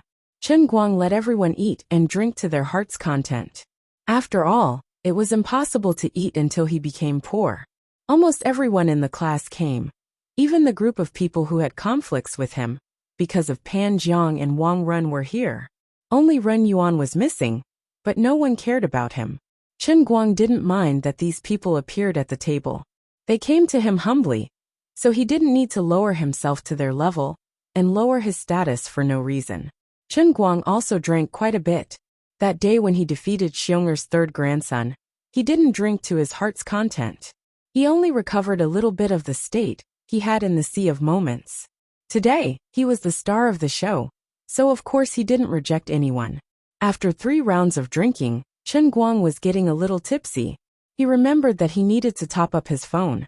Coincidentally, the food stall was right next to Wenxing Town's largest business hall. Hence, Chen Guang greeted everyone before he walked over with a shake of his head. Sun Xiaoxuan hurriedly caught up to him and asked what he was going to do. The rich old Master Guang waved his hand. The old man is going to top up his phone. All right, sit down. I'll help you recharge with PayPal. How much do you want to charge? Sun Xiaoxuan pulled him back to sit down again. Chen Guang did not even think about it. Help me top up 1 million yuan. The 7 or 8 people sitting at the table were silent. Even Sun Xiaoshuan and Gaoya, who knew he was super rich, looked at him as if he was an idiot, let alone the others. Idiot, even if you're drunk, you shouldn't act like this, right? The people at the next table, who didn't know each other, started to complain first. Usually at a time like this, there was no need for Chen Guang and the others to say anything. What would happen next was obvious. Immediately, Lin Jingwei and Bai Nyangzi, who drank the least, turned their gazes to where Xiong was sitting. F***ck, he's already gone. Brother, your behavior is super simple. Xiong the walking firecracker in human form, had already appeared in front of the people at the table. His desire to fight was 10 times stronger than that of a fighting race. Can you King say one more word? Do you believe I won't beat you to death? Xiong breath reeked of alcohol. His face was red as he stood by the table, panting with rage. He waved his fists as he spoke, already in a pre-battle state. He was a big guy with a thick back and a bear's waist. Coupled with his half-drunk image, he was overbearing and had the ability to magnify aggro. He was the perfect choice for a main tank to pull aggro. The people in front of him were also tough. Faced with Xiong's provocation, they didn't back down at all. They slammed the table and stood up. What, you want to fight? I don't want to fight. I want to fight. Mother F***curs, you started the fight first. And now you're King arrogant? As Bramble spoke, he lifted his foot and flipped the table of these people.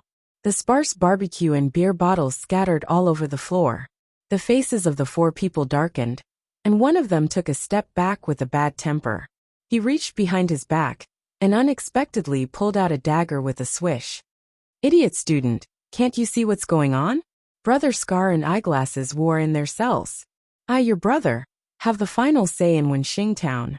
The person said and really did pull out a dagger to slash at Xiong's arm. Xiong was already a bit drunk. His reaction was a beat slower. He wanted to retreat, but it was already too late. The dagger was about to slash at his hand. A black shadow suddenly jumped out from beside him, grabbed the person's wrist and twisted it. The person screamed, and the dagger fell out of his hand. The black shadow caught the dagger with his other hand and slashed at the guy's thigh, drawing a finger-long wound as deep as a fingernail. In an instant the brother, who was acting cool just a moment ago, screamed and held his thigh as he shrank back. This black shadow was none other than Chen Guang. Chen Guang pushed Xiong back with his right hand. You go back first. Chen Guang didn't seem to use much force, but he pushed the tall and strong Xiong back. F***ck. Fine. The other 3 saw their boss was slashed, and they were about to jump up with a weird scream. Chen Guang kicked the ground with the tip of his foot, and a chair flew up. He grabbed the chair with his right hand in midair, and slammed it down on the head of the second person who jumped at him. With a loud bang, wood splinters flew everywhere, and the wooden chair was broken into pieces. In an instant another person fell. From the time Chen Guang made his move to injuring 2 people, it only took 5 seconds. Everyone was dumbfounded for a moment. On the other side, the 20 or so boys in the environmental engineering class gathered around him. No matter what happened, since they were fighting, they had to stand together. The 4 people were suddenly surrounded, and they began to panic.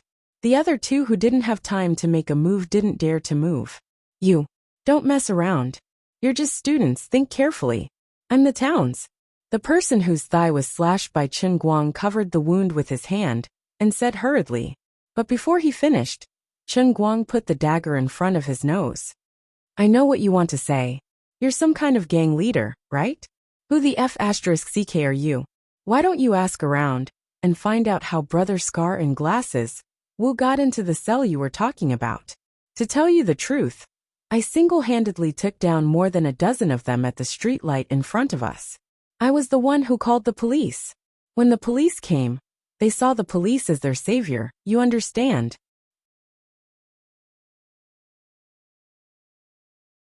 Chapter 292. Although he felt that Chen Guang was spouting nonsense, the man who had his leg cut looked at Chen Guang's murderous gaze, the bloody dagger in front of his nose, and especially the murderous aura coming from Chen Guang. He had no choice but to believe it. It wasn't that Chen Guang was trying to scare him. Just as he said, when he first boarded the ship in the Sea of Transient, he was just a servant. If he dared to hide at the back when fighting, he would get his neck chopped off by his own people first. At first he was also afraid. If he didn't drink some wine to boost his courage, how would he be able to charge forward? Before boarding the ship, he would drink from time to time, and then rush forward with his machete. Relying on his ability to revive, he risked his life. Otherwise, how could he have become the second officer of the Annie in just half a year? Today he drank some wine and got a little tipsy. The other party actually pulled out a knife without saying a word. If it wasn't for his swift actions, Xiong would probably be lying on the ground bleeding. How could Chen Guang not be angry? It was true that Xiong flipped the table first, but if it wasn't for their rude words earlier, why would Xiong go over? Of course, the so-called right or wrong wasn't important. In the pugilistic world, the most outstanding thing was to help one's kin, and not reason. Therefore, Chen Guang didn't hesitate to make a move. At this moment, he had a weapon in his hand, and he saw blood. If he wasn't careful, he would completely return to the Sea of Transient, and he wanted to smell some blood. With Chen Guang pointing a knife at his nose, this brother completely panicked. He was really afraid that Chen Guang would rush to his head and thrust the knife forward. Wouldn't that stab through his nose and into his brain? Bro, I was wrong. Chen Guang looked at him expressionlessly. Wrong? I don't think you did anything wrong. After all, I hurt you quite badly. How many people do you plan to find for revenge? Sun Xiaoxuan wanted to pull Chen Guang from behind, but because Chen Guang's dagger was too close to Chen Guang, Sun Xiaoxuan was afraid that he would accidentally push Chen Guang's hand forward. So he didn't dare to exert force. Brother, don't be rash. I won't take revenge. He really didn't want to take revenge. I've been injured many times worse than this. Now that I know you've defeated Brother Scar and Eyeglasses Wu, how could I not be happy with you? By the way, I bought this saber for more than 800 yuan. I also have a scabbard here. The workmanship is quite exquisite. Take it as a greeting gift. Let's just forget about this. What if the situation is not good? A decisive coward. No explanation. Once you're scared, don't even think about trying to save face and suffer. I'm a coward to the end. If you don't like it, then come and hit me. As long as they didn't beat him to death. These Jianghu brothers of Wenqing town had been oppressed by Brother Knife Scar and Glasses Wu for a few years, and they had their own philosophy of life. Now was the chance to train their troops for 1,000 days and use them for a single moment. Chen Guang grinned. It's good that you know what's good for you. This matter was over for the time being, but Chen Guang didn't let them leave immediately. He only asked them to call 120 and wait for the ambulance. He grabbed one of the two who could still move and forced him to accompany him to the business office. Watch carefully. Watch how I top up my phone. I said 1 million, so it's 1 million. This time, Sun Xiaoxuan couldn't stop them. He dragged them to the business office, where Chen Guang took out his black card and topped up the phone on the spot. Then he dragged them back. Chen Guang waved his phone. Now do you still think I'm pretending? No. The four of them shook their heads like a rattle drum. Get lost. Chen Guang waved his hand, and they ran away in fear. Sun Xiaoxuan couldn't help but say that he was being wasteful. By now, Chen Guang had sobered up quite a bit from the alcohol, so he explained to Sun Xiaoxuan. Sigh. It's hard for me to explain in a few words. My phone bill is tens of thousands a month. Maybe my 1 million will be gone in less than a year. How is that possible? You have to follow the basic rules, even if you want to burn your phone bill. Everyone exclaimed. Chen Guang sighed again. Sigh, it's really hard to explain in a few words. Can I tell you that in the time we took to brag over a meal, a certain someone hiding in the cup at the dinner table had already finished talking about an entire episode of a TV series? That's right.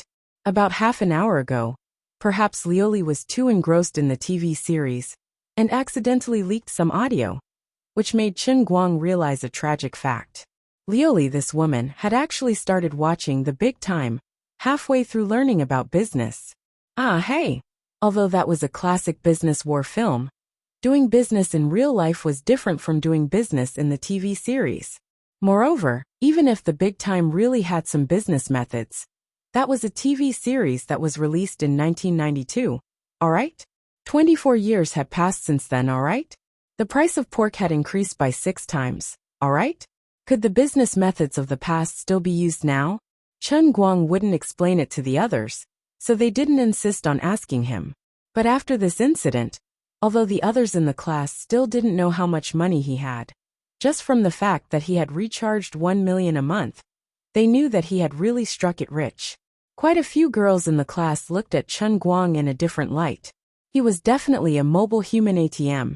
One really couldn't blame the girls for being tacky. Chen Guang's popularity in the class wasn't low to begin with.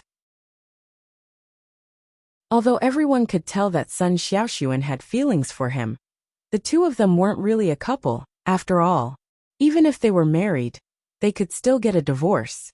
The two of them hadn't even confirmed their relationship, so what they were doing couldn't even be considered as poaching. It was only natural that everyone who saw it had a share. The one who struck first had the advantage, and the one who struck last had to suffer. What happened next wasn't hard to understand. One after another, the girls gathered around Chen Guang. Even Xiong and Bai Nyangzi were pried open. As for Lin Jingwei, he was in charge of restraining Gao Ya. Seeing that Chen Guang had become a hot commodity, Sun Xiaoxuan, who had been sitting opposite Chen Guang in a reserved manner, panicked. However, it was already too late for her to move to get a seat. Two other girls had already sat down on either side of Chen Guang. Chen Guang, ever since I entered university, I've felt that you weren't an ordinary guy. Although I don't know what you've been up to, let's have a drink. I wish you all the best. I've never drunk alcohol before. You have to drink this glass of wine. The girl sitting on the left side of Chen Guang was the first to attack. She raised her glass and moved closer to Chen Guang, pressing her full breasts against him. The two mountains in front of her chest clamped Chen Guang's left arm, one on the left and the other on the right. It was like a ham sausage in a hot dog bun. It launched a crazy attack on Chen Guang's rationality and character. Although this girl wasn't as cute as Sun Xiaoxuan, and her appearance couldn't be considered a stunning beauty, about 7 or 8 out of 10, her figure was really not bad. She could be considered a beauty whose back view was a 9 out of 10. Suddenly being attacked, Chen Guang suddenly froze. He thought that money was too scary. If he couldn't resist it even though they had been classmates for 3 years, those unfamiliar senior sisters and junior sisters must be no better.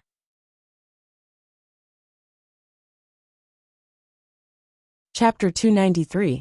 Ding Wan. Chen Guang has drunk enough today. Don't ask him to drink anymore. Looking at how Ding Wan dared to snatch food from the tiger's mouth, Sun Xiaoxuan gnashed his teeth in hatred. At the same time, he inwardly cursed Ding Wan for being so unrestrained to actually make a move on Chen Guang in front of so many people. At the same time, he was envious of Ding Wan's boldness. Why don't I have such thick skin? Hu Qi, the girl sitting on the right of Chen Guang, also didn't want to be outdone. She wrapped her arms around Chen Guang from the other side and said, I want to drink too. I want to drink too. The crossfire was thick. Chen Guang began to giggle. Although he knew he should push the two away to maintain his righteous image, please let me enjoy a few more seconds. It feels so good, bang. Sun Xiaoxuan, who was sitting across from Chen Guang, slammed the table. He was furious. Ding Wan and Hu Qi were stunned at first, but they immediately formed a united front. Class president, what do you mean? Ding Wan still didn't let go of Chen Guang. Hu Qi also pressed down harder and harder. To be asterisk cheese. Sun Xiaoxuan cursed in his heart. Aren't you two a little too much? In the past, when Chen Guang was poor, he said behind his back that people who study while driving sports cars would become useless if they didn't go to class. Now that he's rich, he's trying to get close to us. Isn't that too much? Seeing that Sun Xiaoxuan was about to lose, Gao Ya came over. She was much fiercer than the mild-mannered Sun Xiaoxuan. She pointed at the two girls and yelled. In fact, she was already being polite. Gao Ya, what nonsense are you talking about? When did we say anything about Chen Guang behind his back? Don't slander us. Besides, we're Chen Guang's classmates. Why can't he drink with us? Haven't we all known each other for 3 years? Are you saying that the class president is in charge of everything? That we can control who we want to be close to? Hu Qi's fighting ability was not for nothing. Unlike Sun Xiaoxuan's elegance, she had changed at least 4 or 5 boyfriends during her 3 years in university. She was very familiar with this kind of jealousy tactic.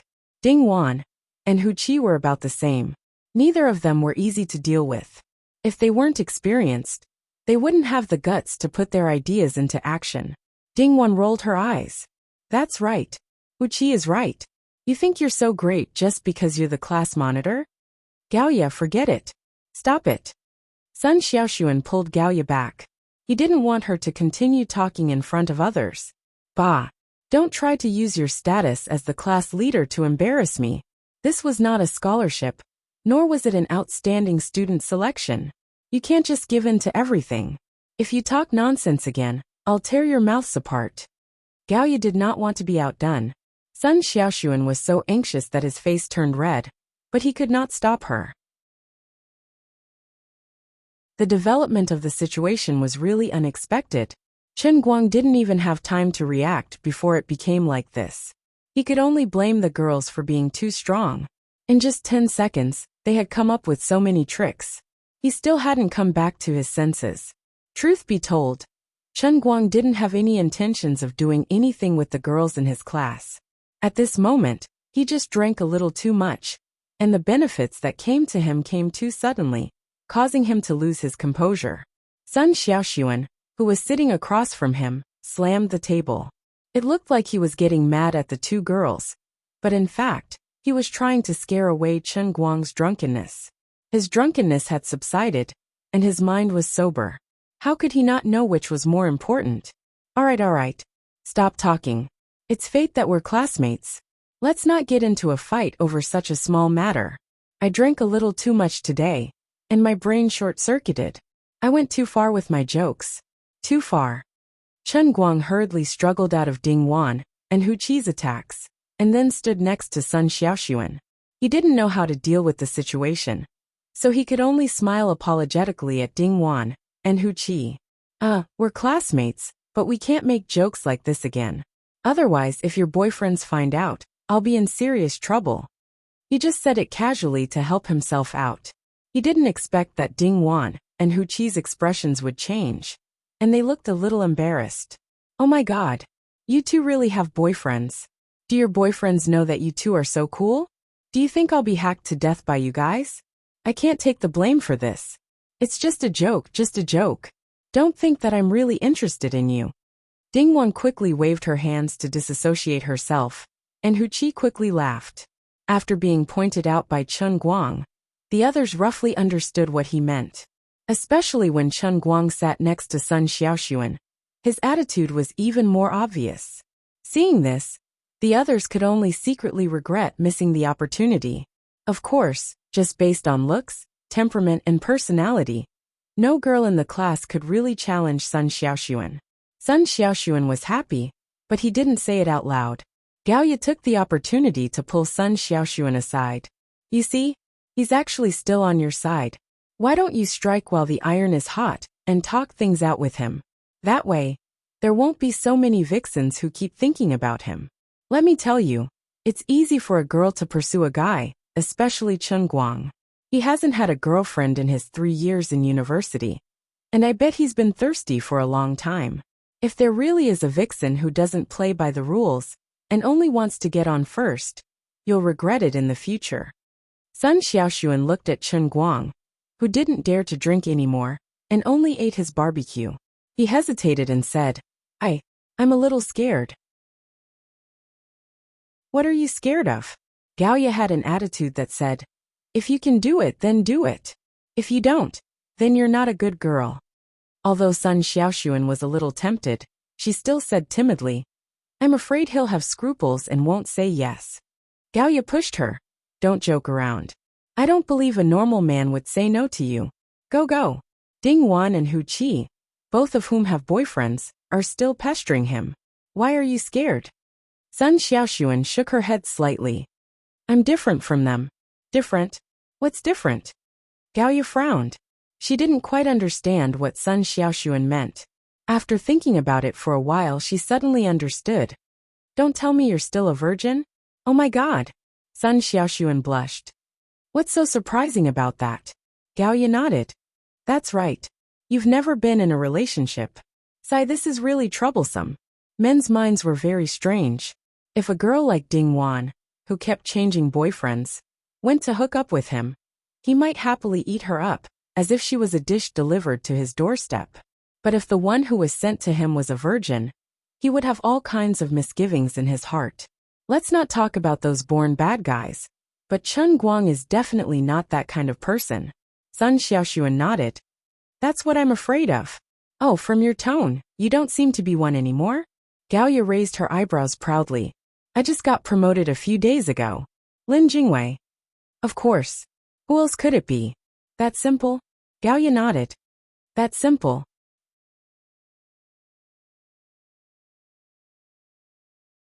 Chapter 294. Did he promise to marry you? Sun Xiaoxuan couldn't help but envy Gaoya. Gaoya shook her head. I haven't thought about the future yet.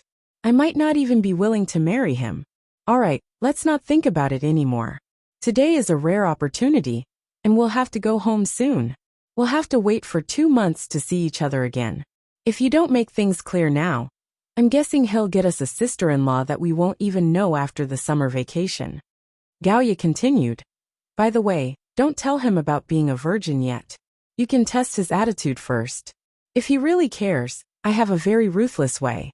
What? Gaoya's face turned fierce, her eyes glinting. You ruined the cucumber first. Don't lie to him that you're not a virgin anymore.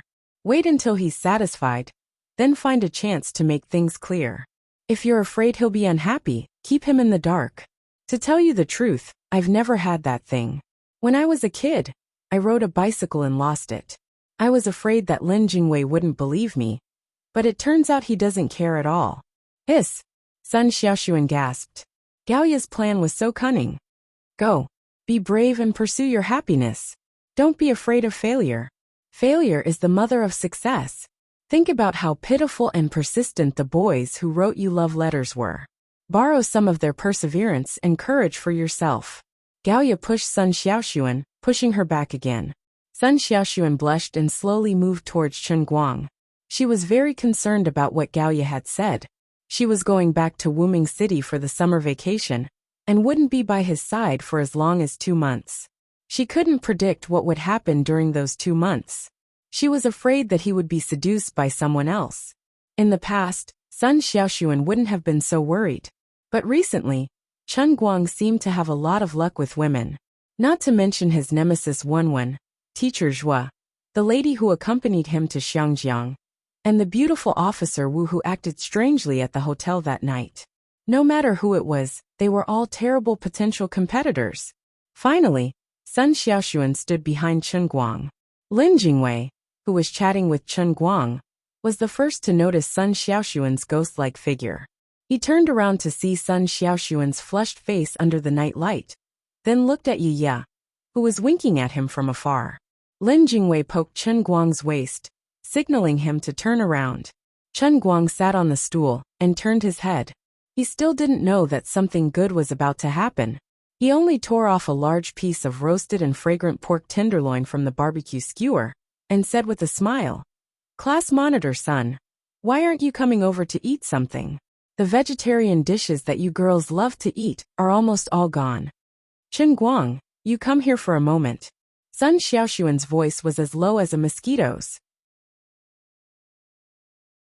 She used her fingers to pinch the shoulder of Chen Guang's t-shirt and pulled him up. Strange, Chen Guang muttered in his heart. He picked up his cup and followed Sun Xiaoxuan to a corner of the food stall. He drank tea as he walked. The barbecue tasted a little salty today, and his mouth was dry. Looking at Sun Xiaoxuan's back as she carefully walked in front of him, it seemed that she was so nervous that her legs were trembling. Chen Guang couldn't help but think, what on earth does she want? He pondered in his heart, is she going to confess to me directly? This doesn't feel right. It's not that I'm not mentally prepared, but shouldn't we guys take the initiative to talk to girls about this kind of thing? Class monitor son, You're undoubtedly the prettiest girl in our class, and the undisputed #1 beauty in our academy. How could the old man? Damn, this sentence sounds familiar. I don't know where I've heard it so many times. Forget it, if she really has this intention as a man, I can't let a woman suffer too much. Why don't I just say it first? Just as Chen Guang was letting his imagination run wild, an emotionless mechanical and electronic voice suddenly rang out in his head. It sounded like Liuli. It was just like the mission description of the heavenly holy grail that he heard in the racing god training field, which had shrunk the most. It was enunciated word by word, like the voice of a Google girl. But it was spoken clearly. This voice came so abruptly.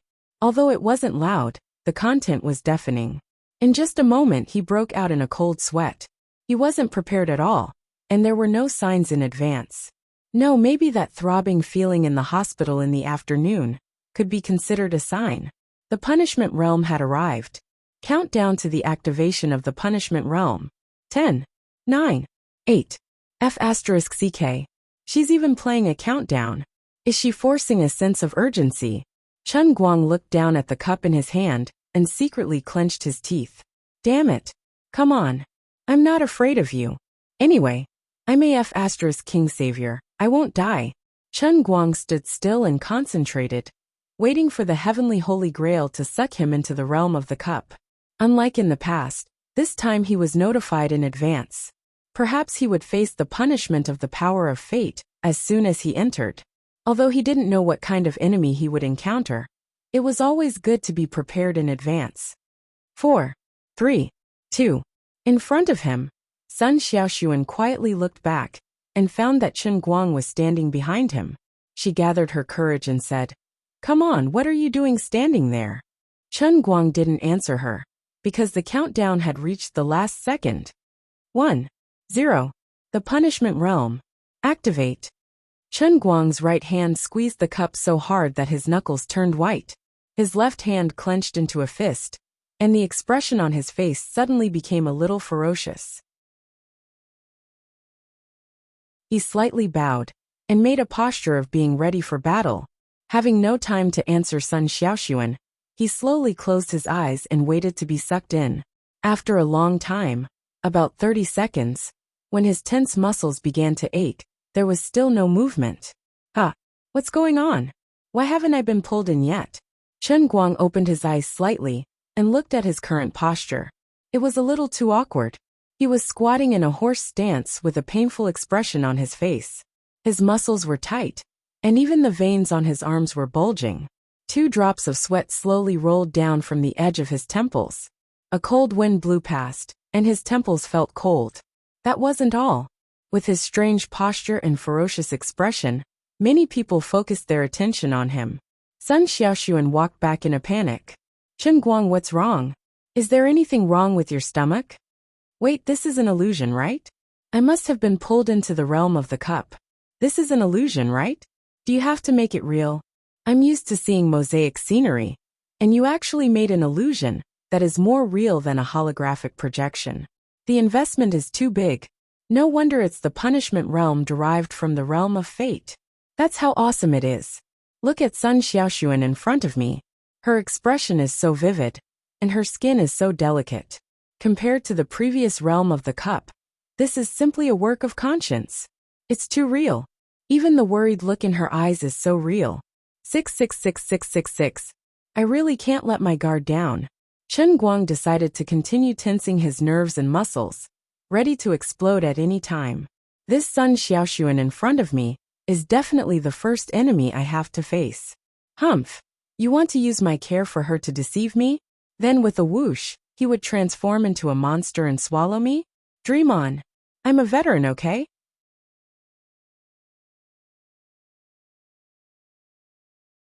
Chapter 295. If you're not feeling well, go back and sit down first. We'll pay the bill and go to the hospital right away. I'll hold the cup for you. Sun Xiaoxuan, who was standing in front of Chen Guang, spoke again. Cup.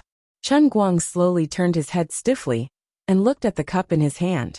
Then the question was, if I was dragged into the world within a cup, why is this F** King cup still in my hand? Cup within a cup? Double illusion? Don't be too awesome, okay? That's completely unreasonable, right?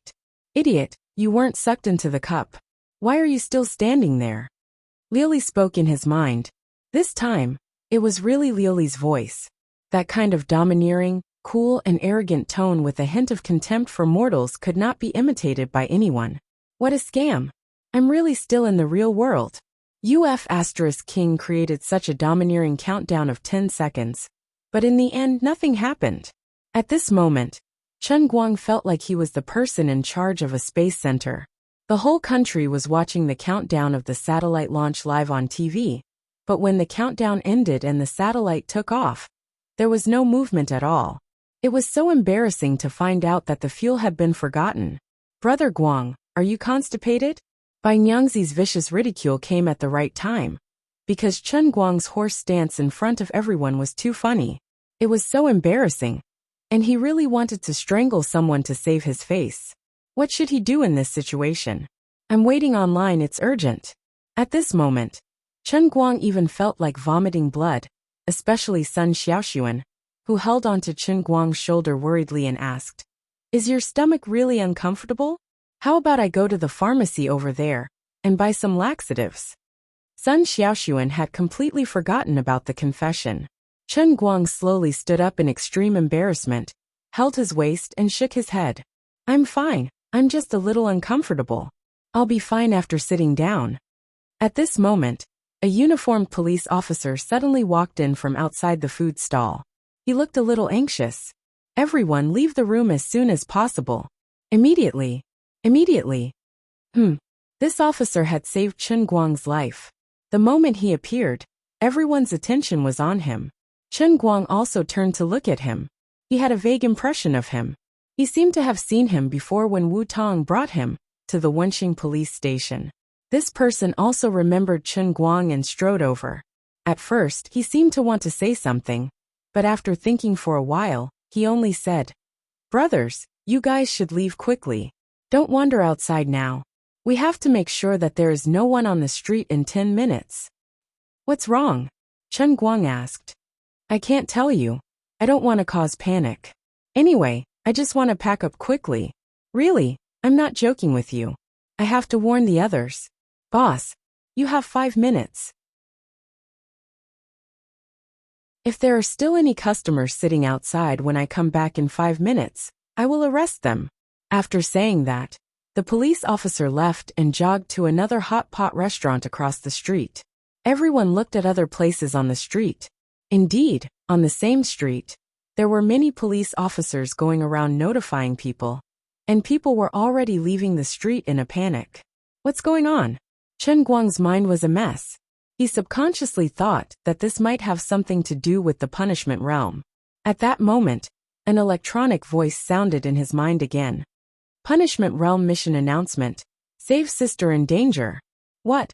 Does that mean that the punishment realm this time is not a mission in the cup, but directly happening in the real world? In just a few seconds, there were fewer and fewer people on the street. Some people even took advantage of the situation and rushed into the internet cafe. The strong sense of danger was getting stronger and stronger. Chen Guang's mind was still a mess. He didn't understand why the punishment realm was not in the cup, but in the real world. But he knew that the Holy Grail was not joking. He counted out 1,000 yuan from his wallet and threw it to the stall owner. Then, he turned to Sun Xiaoxuan and said, I don't know what's going on, but it seems like it's too late to go back to school. The police wouldn't make such a big joke for no reason. Everyone, go to the internet cafe and leave the street first. The two returned to the table of the class. Everyone was discussing what the police was trying to say. They couldn't make up their minds. Chen Guang took a deep breath. Everyone, go to the internet cafe now. I'll pay for all the internet fees tonight. If we can't leave, we'll play all night in the internet cafe. Don't worry about what's going on. Just listen to the police. Hurry up, we won't get a chance if we're late. It turned out that the last sentence he said was useful. After exams, it was time to play games and relax. The 30 or so people in the class teamed up to play games. It was a spectacular and fun scene. Regardless of gender, everyone rushed to the internet cafe. Walking at the back of the crowd, Chen Guang's mind was still confused. Sister? Don't joke around. I'm an only child. No, I only have a sister who died 3 months ago. Also, why would the realm of punishment of the heavenly Holy Grail appear in the real world? This doesn't make sense, okay? Could it be that the realm in the cup is the real world? That's ridiculous. I don't exist alone in the real world. I'm standing on Earth. Earth is so big. There are so many people on Earth.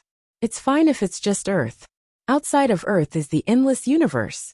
There's no boundary between the two. Strictly speaking, Earth and any stardust in any corner of the universe are considered to exist in the same space. You're telling me this is your realm in the cup? The endless universe is your realm in the cup? Are you King kidding me?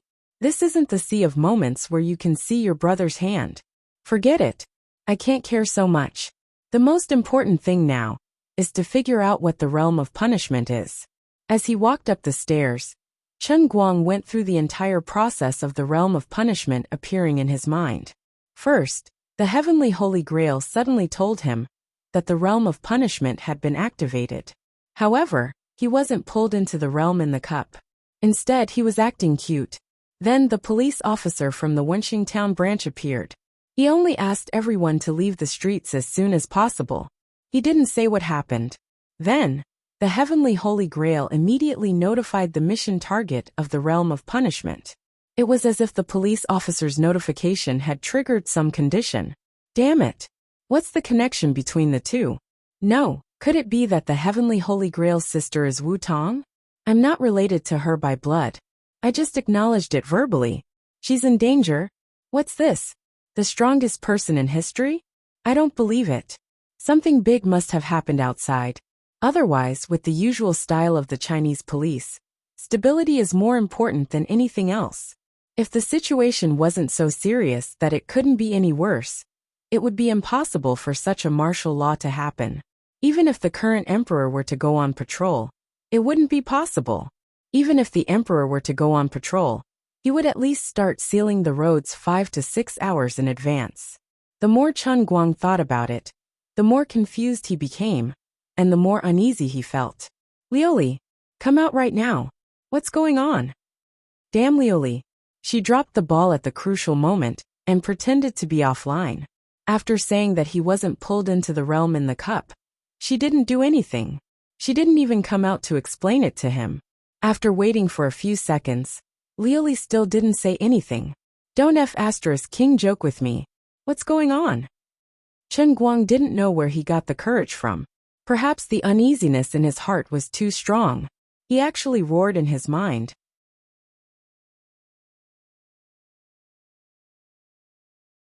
Chapter 296. Azure finally agreed reluctantly. It's nothing important. I think you should just go to the internet cafe and play a few games of Dota. After a few hours, the punishment realm will naturally pass. I don't have to do anything. I can pass the punishment realm just lying down. Chen Guang raised his eyebrows and said to Azure in his mind. Liuli continued. Strictly speaking, that's the case and I hope so too. Actually, I didn't think that the life realm would be so big. Things are getting a little out of control. So I suggest you pretend that you don't know anything. There won't be any punishment for failing the mission? I won't die, Azure said with even more certainty. There won't be any punishment for you. Just play the game in peace, and don't worry about this. After all, even if you complete this mission, there doesn't seem to be any benefits. This Empress really doesn't suggest you get involved. The more casual Luli sounded, the less confident Chen Guang felt in his heart. He had already guessed that something would happen. Now that Azure said this, how could he agree with it? What's going on? Don't King play dumb with me. Azure disappeared. There was no movement. She had completely disappeared.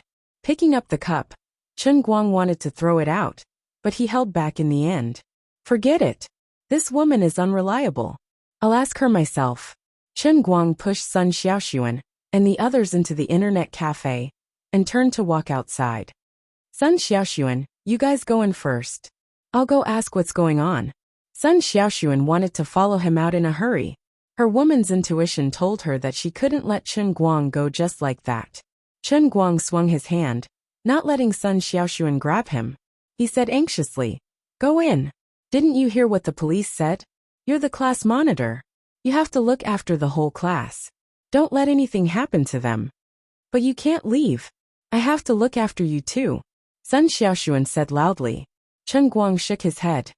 "I can't explain it to you, but I really have something important to ask. Don't worry about me, I am not an ordinary person." After saying that, he was afraid that Sun Xiaoxuan would be worried that he would run out again. So he steeled his heart and moved closer to her. He put his arms around her shoulders and whispered in her ear, "Be good and listen to me. Don't make trouble for me. Quickly go inside. I'll be fine. Promise me that none of you will leave the internet cafe before I call you, okay?"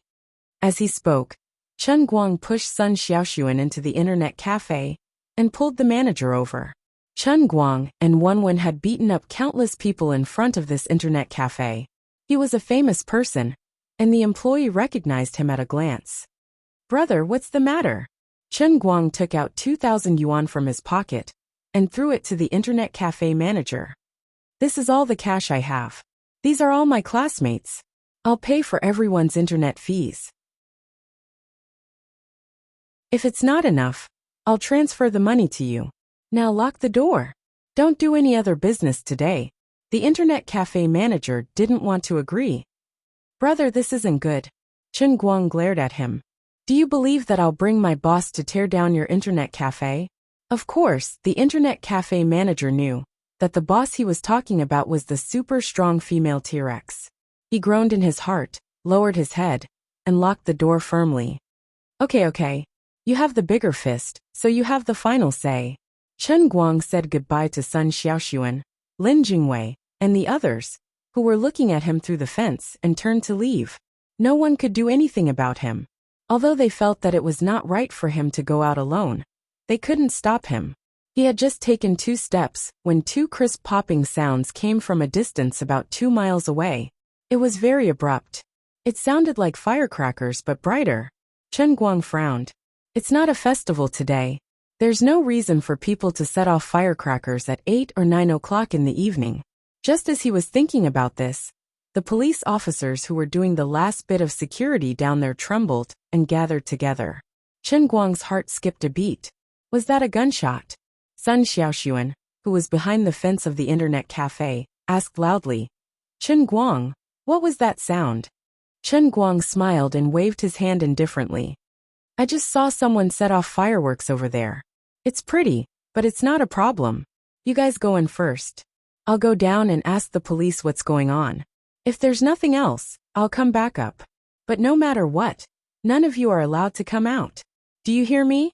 With that, Chen Guang planned to run down the stairs and rush toward the group of police officers. He had just taken a step when the electronic voice of the Heavenly Holy Grail suddenly popped up in his head. It almost made Chen Guang trip and roll down the stairs. Mission description: if the mission fails or the mission is abandoned, then the sister dies, and the savior loses nothing. Then there was no more. Chen Guang held onto the stairs and waited for a while. In the end, the Heavenly Holy Grail really was a man of few words. Chen Guang fiercely hammered the cup in his bag as he hurriedly walked down to the police officers who were planning to leave. What the F***ck?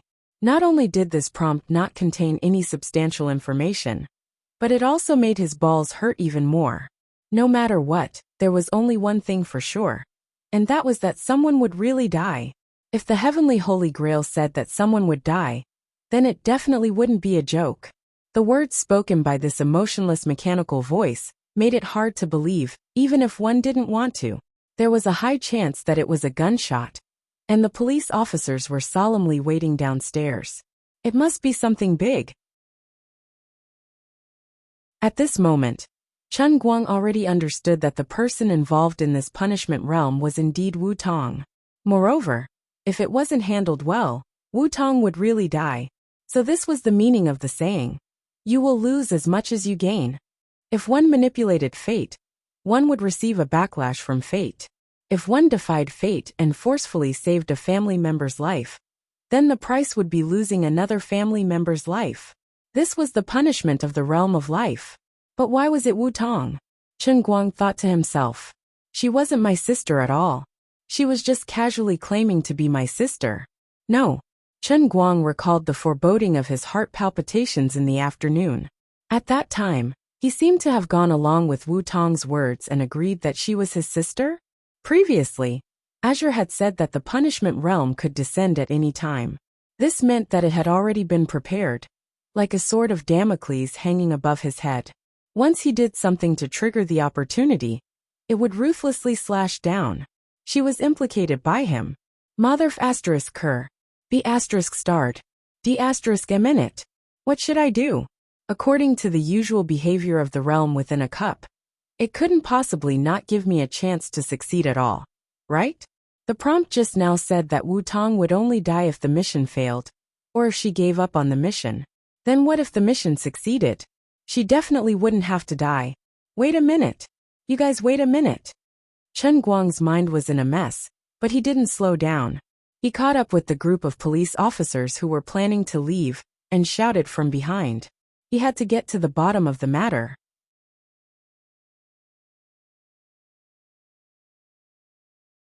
Chapter 297. Several police officers were suddenly stopped. They were a little unhappy at first. After all, their time was very tight. But when they looked back and found that it was Chen Guang, especially when 3 of them knew Chen Guang, things became easier. Brother-in-law, what's the matter? The policeman who had greeted Chen Guang at the food stall turned around and answered Chen Guang's words. He said to the others, "You guys go first. I'll run to catch up." Just now in front of Chen Guang, he was still restrained. Now that there was no outsider, it was easy to call him brother-in-law. Chen Guang was too lazy to argue with him about the title. He just asked in a hurry, "Buddy, I think it's a big deal. Can you tell me what happened?" As he spoke, Chen Guang pointed in the direction where he heard the sound of gunshots just now. The man's face changed at first. He hesitated and didn't want to say it. But in the end, the identity of Chen Guang's brother-in-law prevailed. He swallowed his saliva and said, "I'll tell you about it, brother-in-law. Please don't disclose it again. It's also because Captain Wu just rushed over there. Otherwise, I definitely wouldn't tell you. It's really troublesome." Chen Guang said anxiously, "What's wrong? Is it really a gunshot?" The man said fiercely, "I haven't received any notice from the bureau, but I think it's very likely to be a gunshot. Something happened at the airport about half an hour ago." He pointed in the direction of the airport. Chen Guang knew that Shuangyue County, where Wenqing Town was located, was also the location of Wujing City Airport. The airport was about 5 or 6 kilometers northwest of Wenqing Town. What happened? The internationally wanted criminal was recognized when he landed at the airport. Originally, he was to be arrested on the spot and even executed by shooting. Unexpectedly, there was someone outside the airport who helped them break through the blockade. And then, at this moment, Chen Guang had a bad premonition in his heart. At that time, there was a heavy exchange of fire at the airport. One of them was killed, and one of our own was killed. There are about a dozen criminals left in 2 cars. One escaped to the west, and the other is heading towards Wenqing Town. I wasn't sure about the ones heading west, but the ones heading our way were blocked by the SWAT team that reacted in time. They temporarily retreated to the number 5 steelworks over there, and are now trapped. Damn, this group of grandsons are all crazy. Their firepower is even fiercer than our special police. And their marksmanship is also very accurate. No one dares to go up. Currently, the military was still in the process of coordinating, and they might directly consider transferring military helicopters over. They are quite well trained, so they must be here to do something big. Fortunately, we discovered them first, or God knows how big of a mess they would have made. Chen Guang knew that the old Wusan steelworks that this guy was talking about was called Wujing City 3rd Steel Rolling Mill.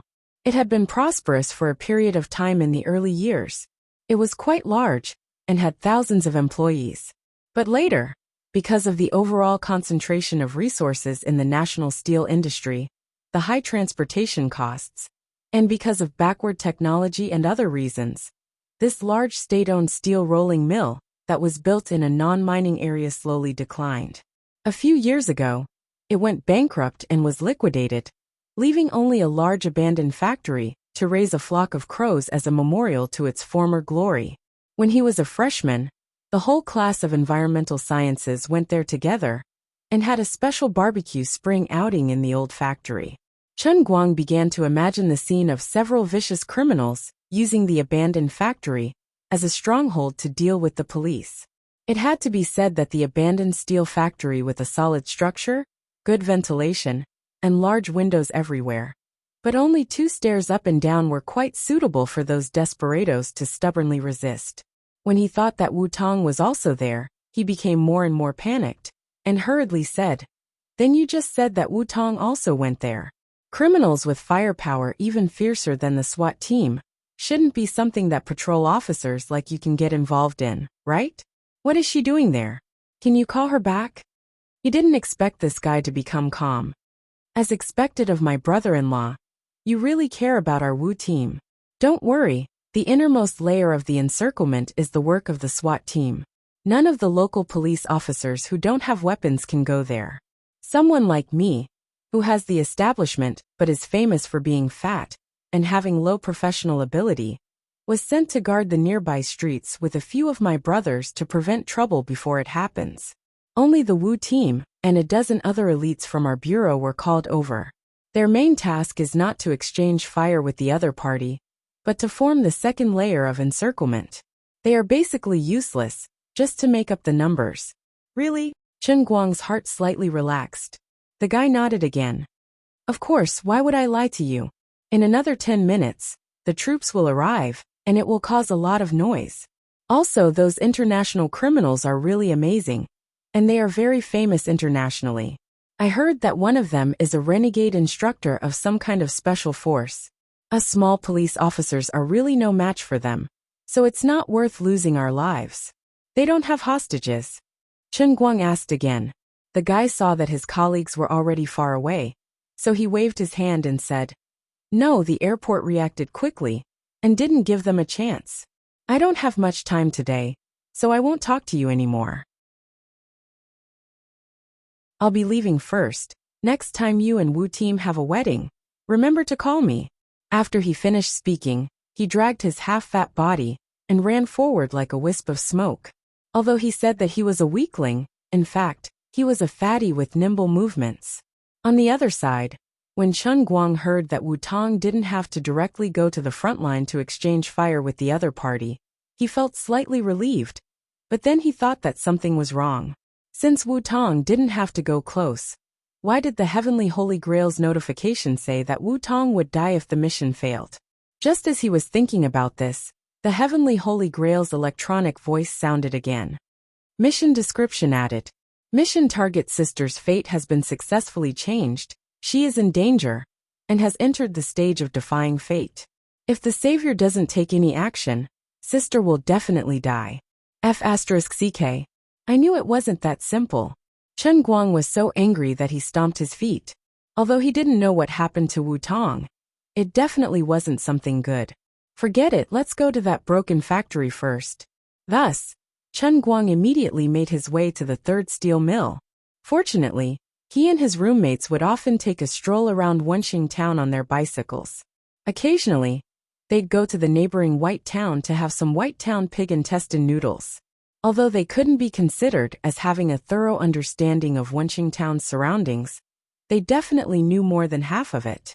He plunged into the forest by the side of the road, knowing that there was a dirt road that led to the steel mill more than 2 miles away. Idiot! I suggest you don't go. Seeing that he had made up his mind, Liuli, who had been pretending to disappear, couldn't hold it in anymore. Chen Guang shook his head. How can I not go? The mission description said that if I don't go, she will definitely die. In other words, no matter what the power of fate does, how it punishes me, how it controls Wu Tong's fate, only I can save her. Right? Don't lie to me. Absolutely. You can't lie to me.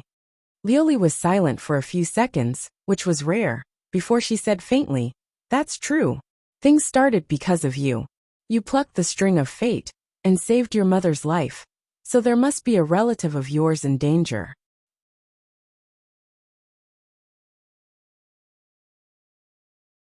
Chapter 298.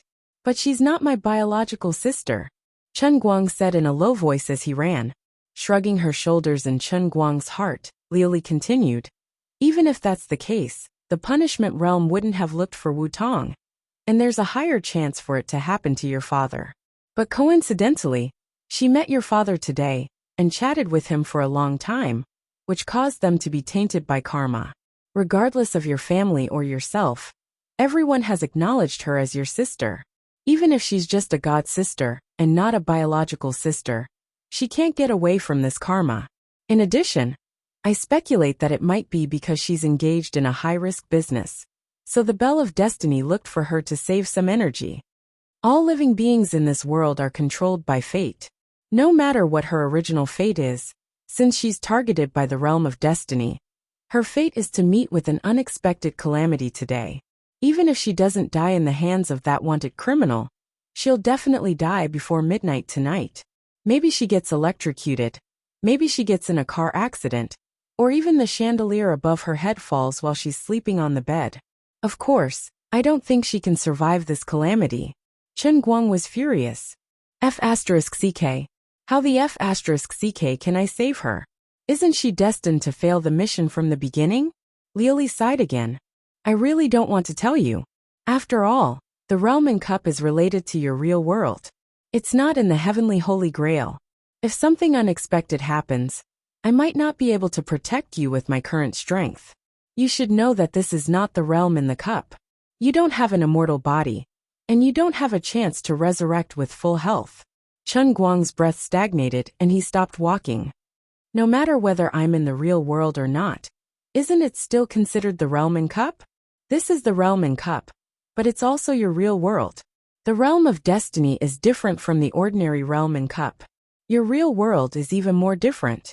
When the two are entangled, it's already beyond my control. I can't protect you, and the heavenly holy grail can't protect you. That's why I'm determined not to let you go. Women, there are plenty of fish in the sea. It's fine if one dies, but where can't we find beautiful women? Really, you should go back and pretend that you don't know anything. Have a good sleep. After tomorrow, you will still be Chen Guang. You can continue to live your life. Just treat Wu Tong as someone who has never appeared in your life. Maybe you can even thank her for saving your father's life. Isn't that great? What kind of joke is this? How the hell am I supposed to do that? Chen Guang finally couldn't hold back and roared. He ran forward again. I was the one who implicated him in this mess. Now that he's going to die, you want me to stand by and watch? I'm the master of the heavenly holy grail. Just now I mentioned the fate reversal stage. Does that mean that I, the master of the holy grail, can forcefully reverse fate? Only I can save her, right? This time Liuli finally stopped playing dumb. Indeed, the only one who can break the game is you. Karma moves because of you, and it can only be restored because of you. After the realm of fate and your real world fused together, the two powers intertwined. Your entire world is filled with the power of the realm of fate. No one can escape or go against it. Although this power isn't strong and can't even be sensed, the so-called fate only needs to borrow power. It's just like the theory of the butterfly effect in your world. However, as the master of the Holy Grail, you hold the heavenly Holy Grail. You're not in the 9 realms. With the power of the heavenly Holy Grail supporting you, you're completely different from others. I can borrow the power of fate in the realm of fate, but I can't reverse it. Only you, Chen Guang, can go against fate with your own power. You can reverse fate and save Wu Tong's life. This is also the punishment of the realm of fate. If you want to escape punishment, you can only defeat the power of fate that wants to take Wu Tong's life. You must do it. Listening to Liuli talk about the mysteries of the entire punishment realm, Chen Guang only felt endless shock. He raised his head to look at the vast starry sky, feeling that it was inconceivable. He stretched out his hands slightly, as if he could feel an invisible power on his fingertips. You can feel it, right? This is the power of the heavenly Holy Grail. When the punishment realm was activated, it had already enveloped your entire universe. In other places, it's so thin that it can be completely ignored. It's only slightly dense around you, so only you can reverse fate. But I really don't want you to go. Because you might really die. If you die, everything will be over. After saying that, Liuli paused. I'm not joking with you, really. I will die. Chen Guang's running footsteps stopped again. He was only a mile away from the steel mill. He could faintly see the figures of the police patrolling in front of him. At this moment, these people seemed to be in a bit of a panic.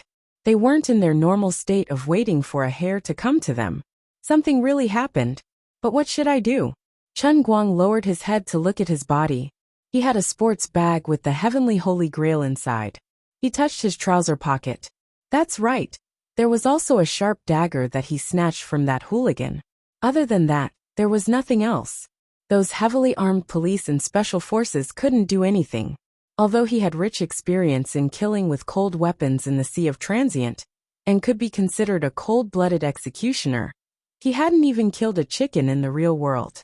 He was just a bit more ruthless when fighting. How could he be compared to those terrifying international fugitives? Of course not. Bang!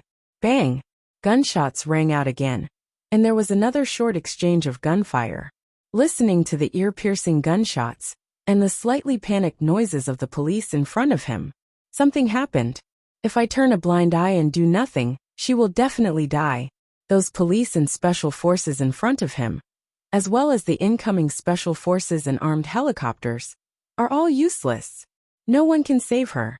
Perhaps these fugitives will die without a burial place, but Wu Tong's life is destined to be lost. The only one who can save her is me. Chen Guang really wanted to tell himself loudly that if anything really happened to Wu Tong, it was all his fault. If he were to back down today, he would have to live in regret for the rest of his life. He understood the logic, but he couldn't take a step forward, especially when Luli kept repeating that sentence in his ear. It was like a death warrant that was destroying his will. You can't go. You will die. You will really die. 10 minutes before the incident happened, Wu Tong was driving alone in the town for her routine patrol. She even saw Chen Guang and his gang eating and drinking at a food stall. However, she was working and there were quite a lot of people there, so she didn't get out of the car to greet Chen Guang. She only planned to give him a call after she was done with her patrol today and tell him that she saw him being corrupt outside today. She wanted him to treat her to a meal later. This guy seems to be living quite comfortably.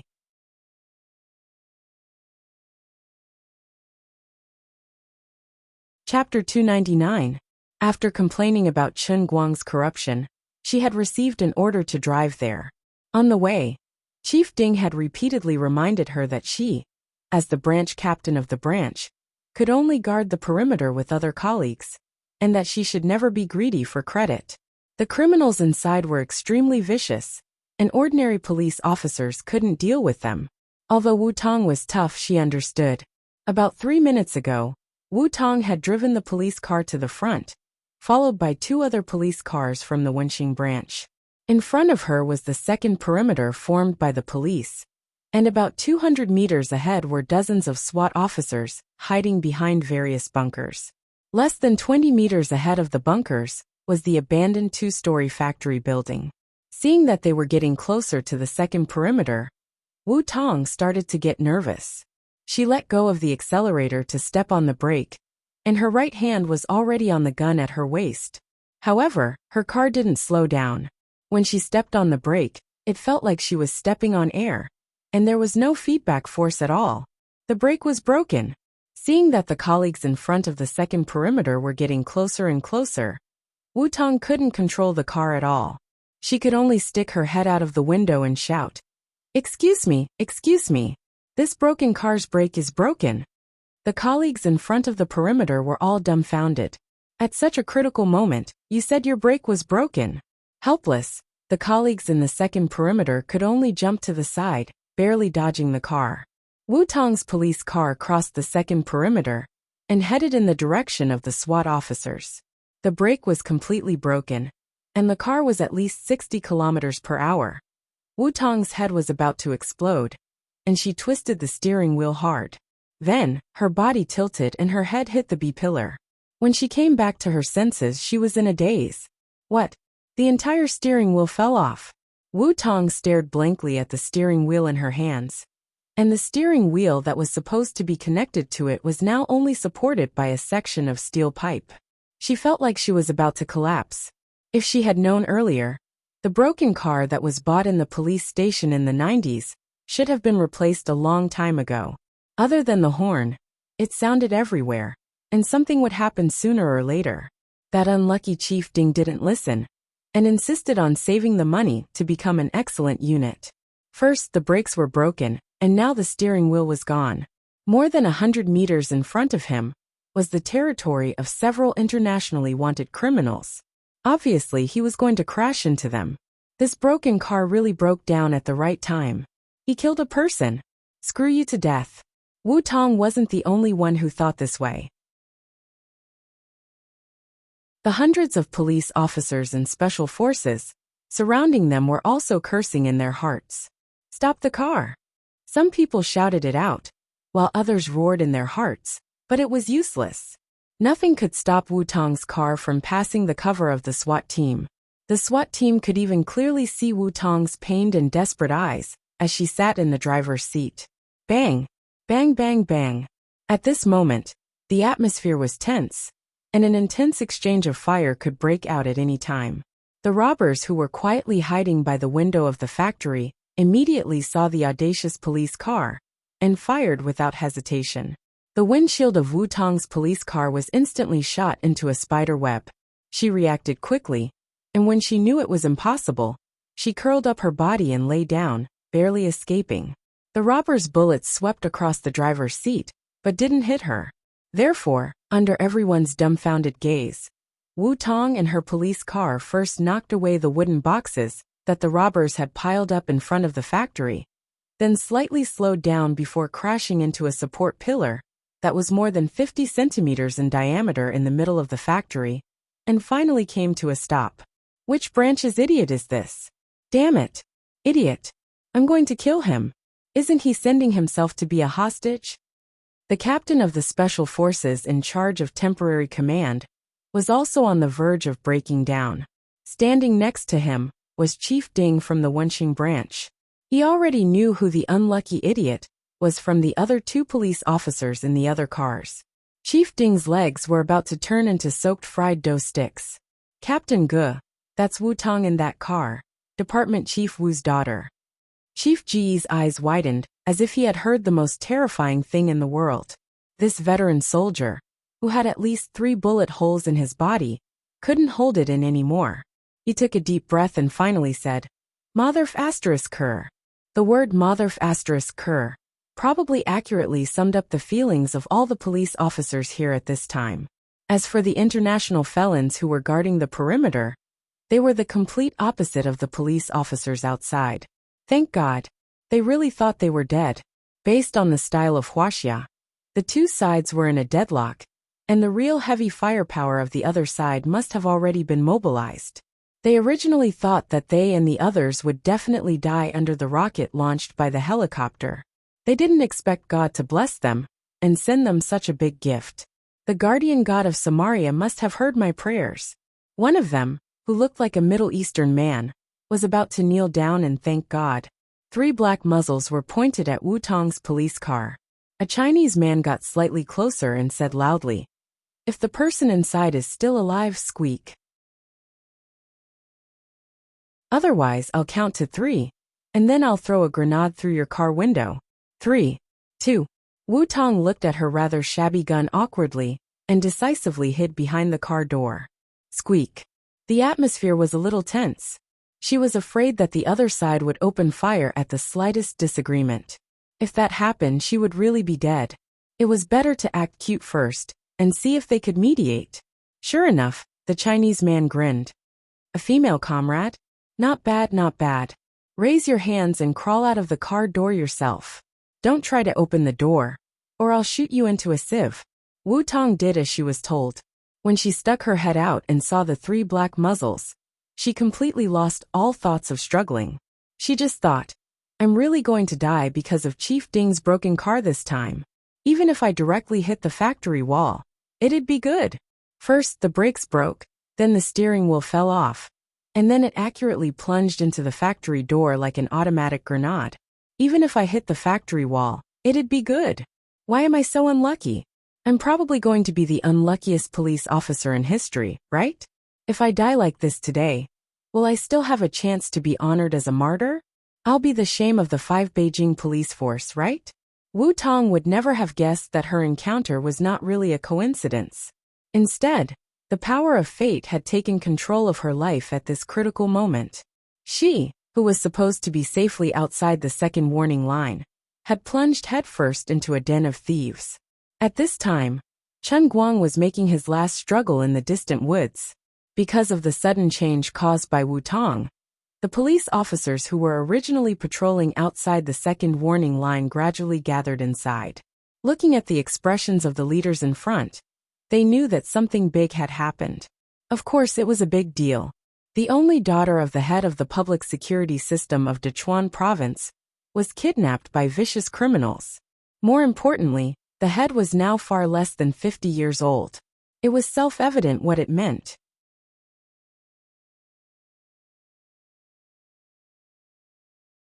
Chapter 300. The situation was already very serious. And now that the descendant of such a big shot was involved, the police officers on the scene were on the verge of breaking down. If Wu Tong died here, it would be useless even if the criminals inside died 10,000 times. Even if all the criminals hiding in the factory were killed, and this serious incident, that was close to a terrorist attack, was perfectly resolved, the fate that awaited the people in charge here today would probably not be good. There were many stories about Wu Shan that were almost legendary and bloody, but everyone knew that Wu Tong was his only family. If he lost Wu Tong as well, who knew how crazy this man who had the potential to step into the central command would become? Captain Gu and Chief Ding, the 2 insiders, were well aware of this. The others were only slightly panicking, but the 2 of them only felt great fear in their hearts. The 2 of them turned their heads to look at the abandoned factory in the distance. For a moment, they felt as if the air had become a heavy burden that pressed down on their shoulders. It was so heavy that they could not breathe. Listen up, people outside. We want a helicopter. It's filled with oil. I'll give you 15 minutes, or you'll lose this female comrade forever. Wu Tong was pushed to the window. The other party did not torture her, but her hands were firmly bound. However, when the Chinese criminal shouted, he pointed a gun at her temple, not giving her any chance to escape. She could either die, or stand here obediently, as the most eye-catching hostage. The purpose of the other party pushing Wu Tong out was to tell the people outside that their hostage was still alive, and not to try to fight to the death. Then, before Chief Ding and Captain Gu could answer, Wu Tong was pulled back again, and thrown into a corner, unable to move. Not only were her hands tied, but her feet were also tightly bound. She could only take half a step when she walked. It was obvious that this group of well-trained criminals had no intention of negotiating with the police. This was someone else's territory. Other than the hostage, everything else was out of control. Once they showed any signs of being willing to negotiate, it would be easy to fall into the other party's trap. As for whether the other party was willing to accept her conditions, they would just have to observe for another 2 minutes. The Middle Eastern man stood not far in front of Wu Tong, looking at her with Wu Tong's gun in his hand. He looked Wu Tong up and down with great interest. From the moment they captured her, she had been very cooperative. He thought to himself that perhaps he should try to take it a step further. She would not resist anyway, right? Mr. Sergio, are all Chinese women this beautiful? Even a random policewoman is so charming. Although the Middle Easterners were impulsive, they were experienced. They knew that any move they made at this time had to be approved by the temporary leader among them. The Chinese man known as Sergio was the one who had grabbed Wu Tong earlier. He put on a straight face and said, "Zayed, you're wrong. There might not even be one woman as beautiful as her in 100,000 people. But I advise you not to touch her. You don't understand Chinese women. She was a police officer and knew how to deal with us when she was a hostage, so she was very cooperative. But if you plan to treat her like the women in your hometown, I bet $1 million that there's a 90% chance that she'll fight you to the death."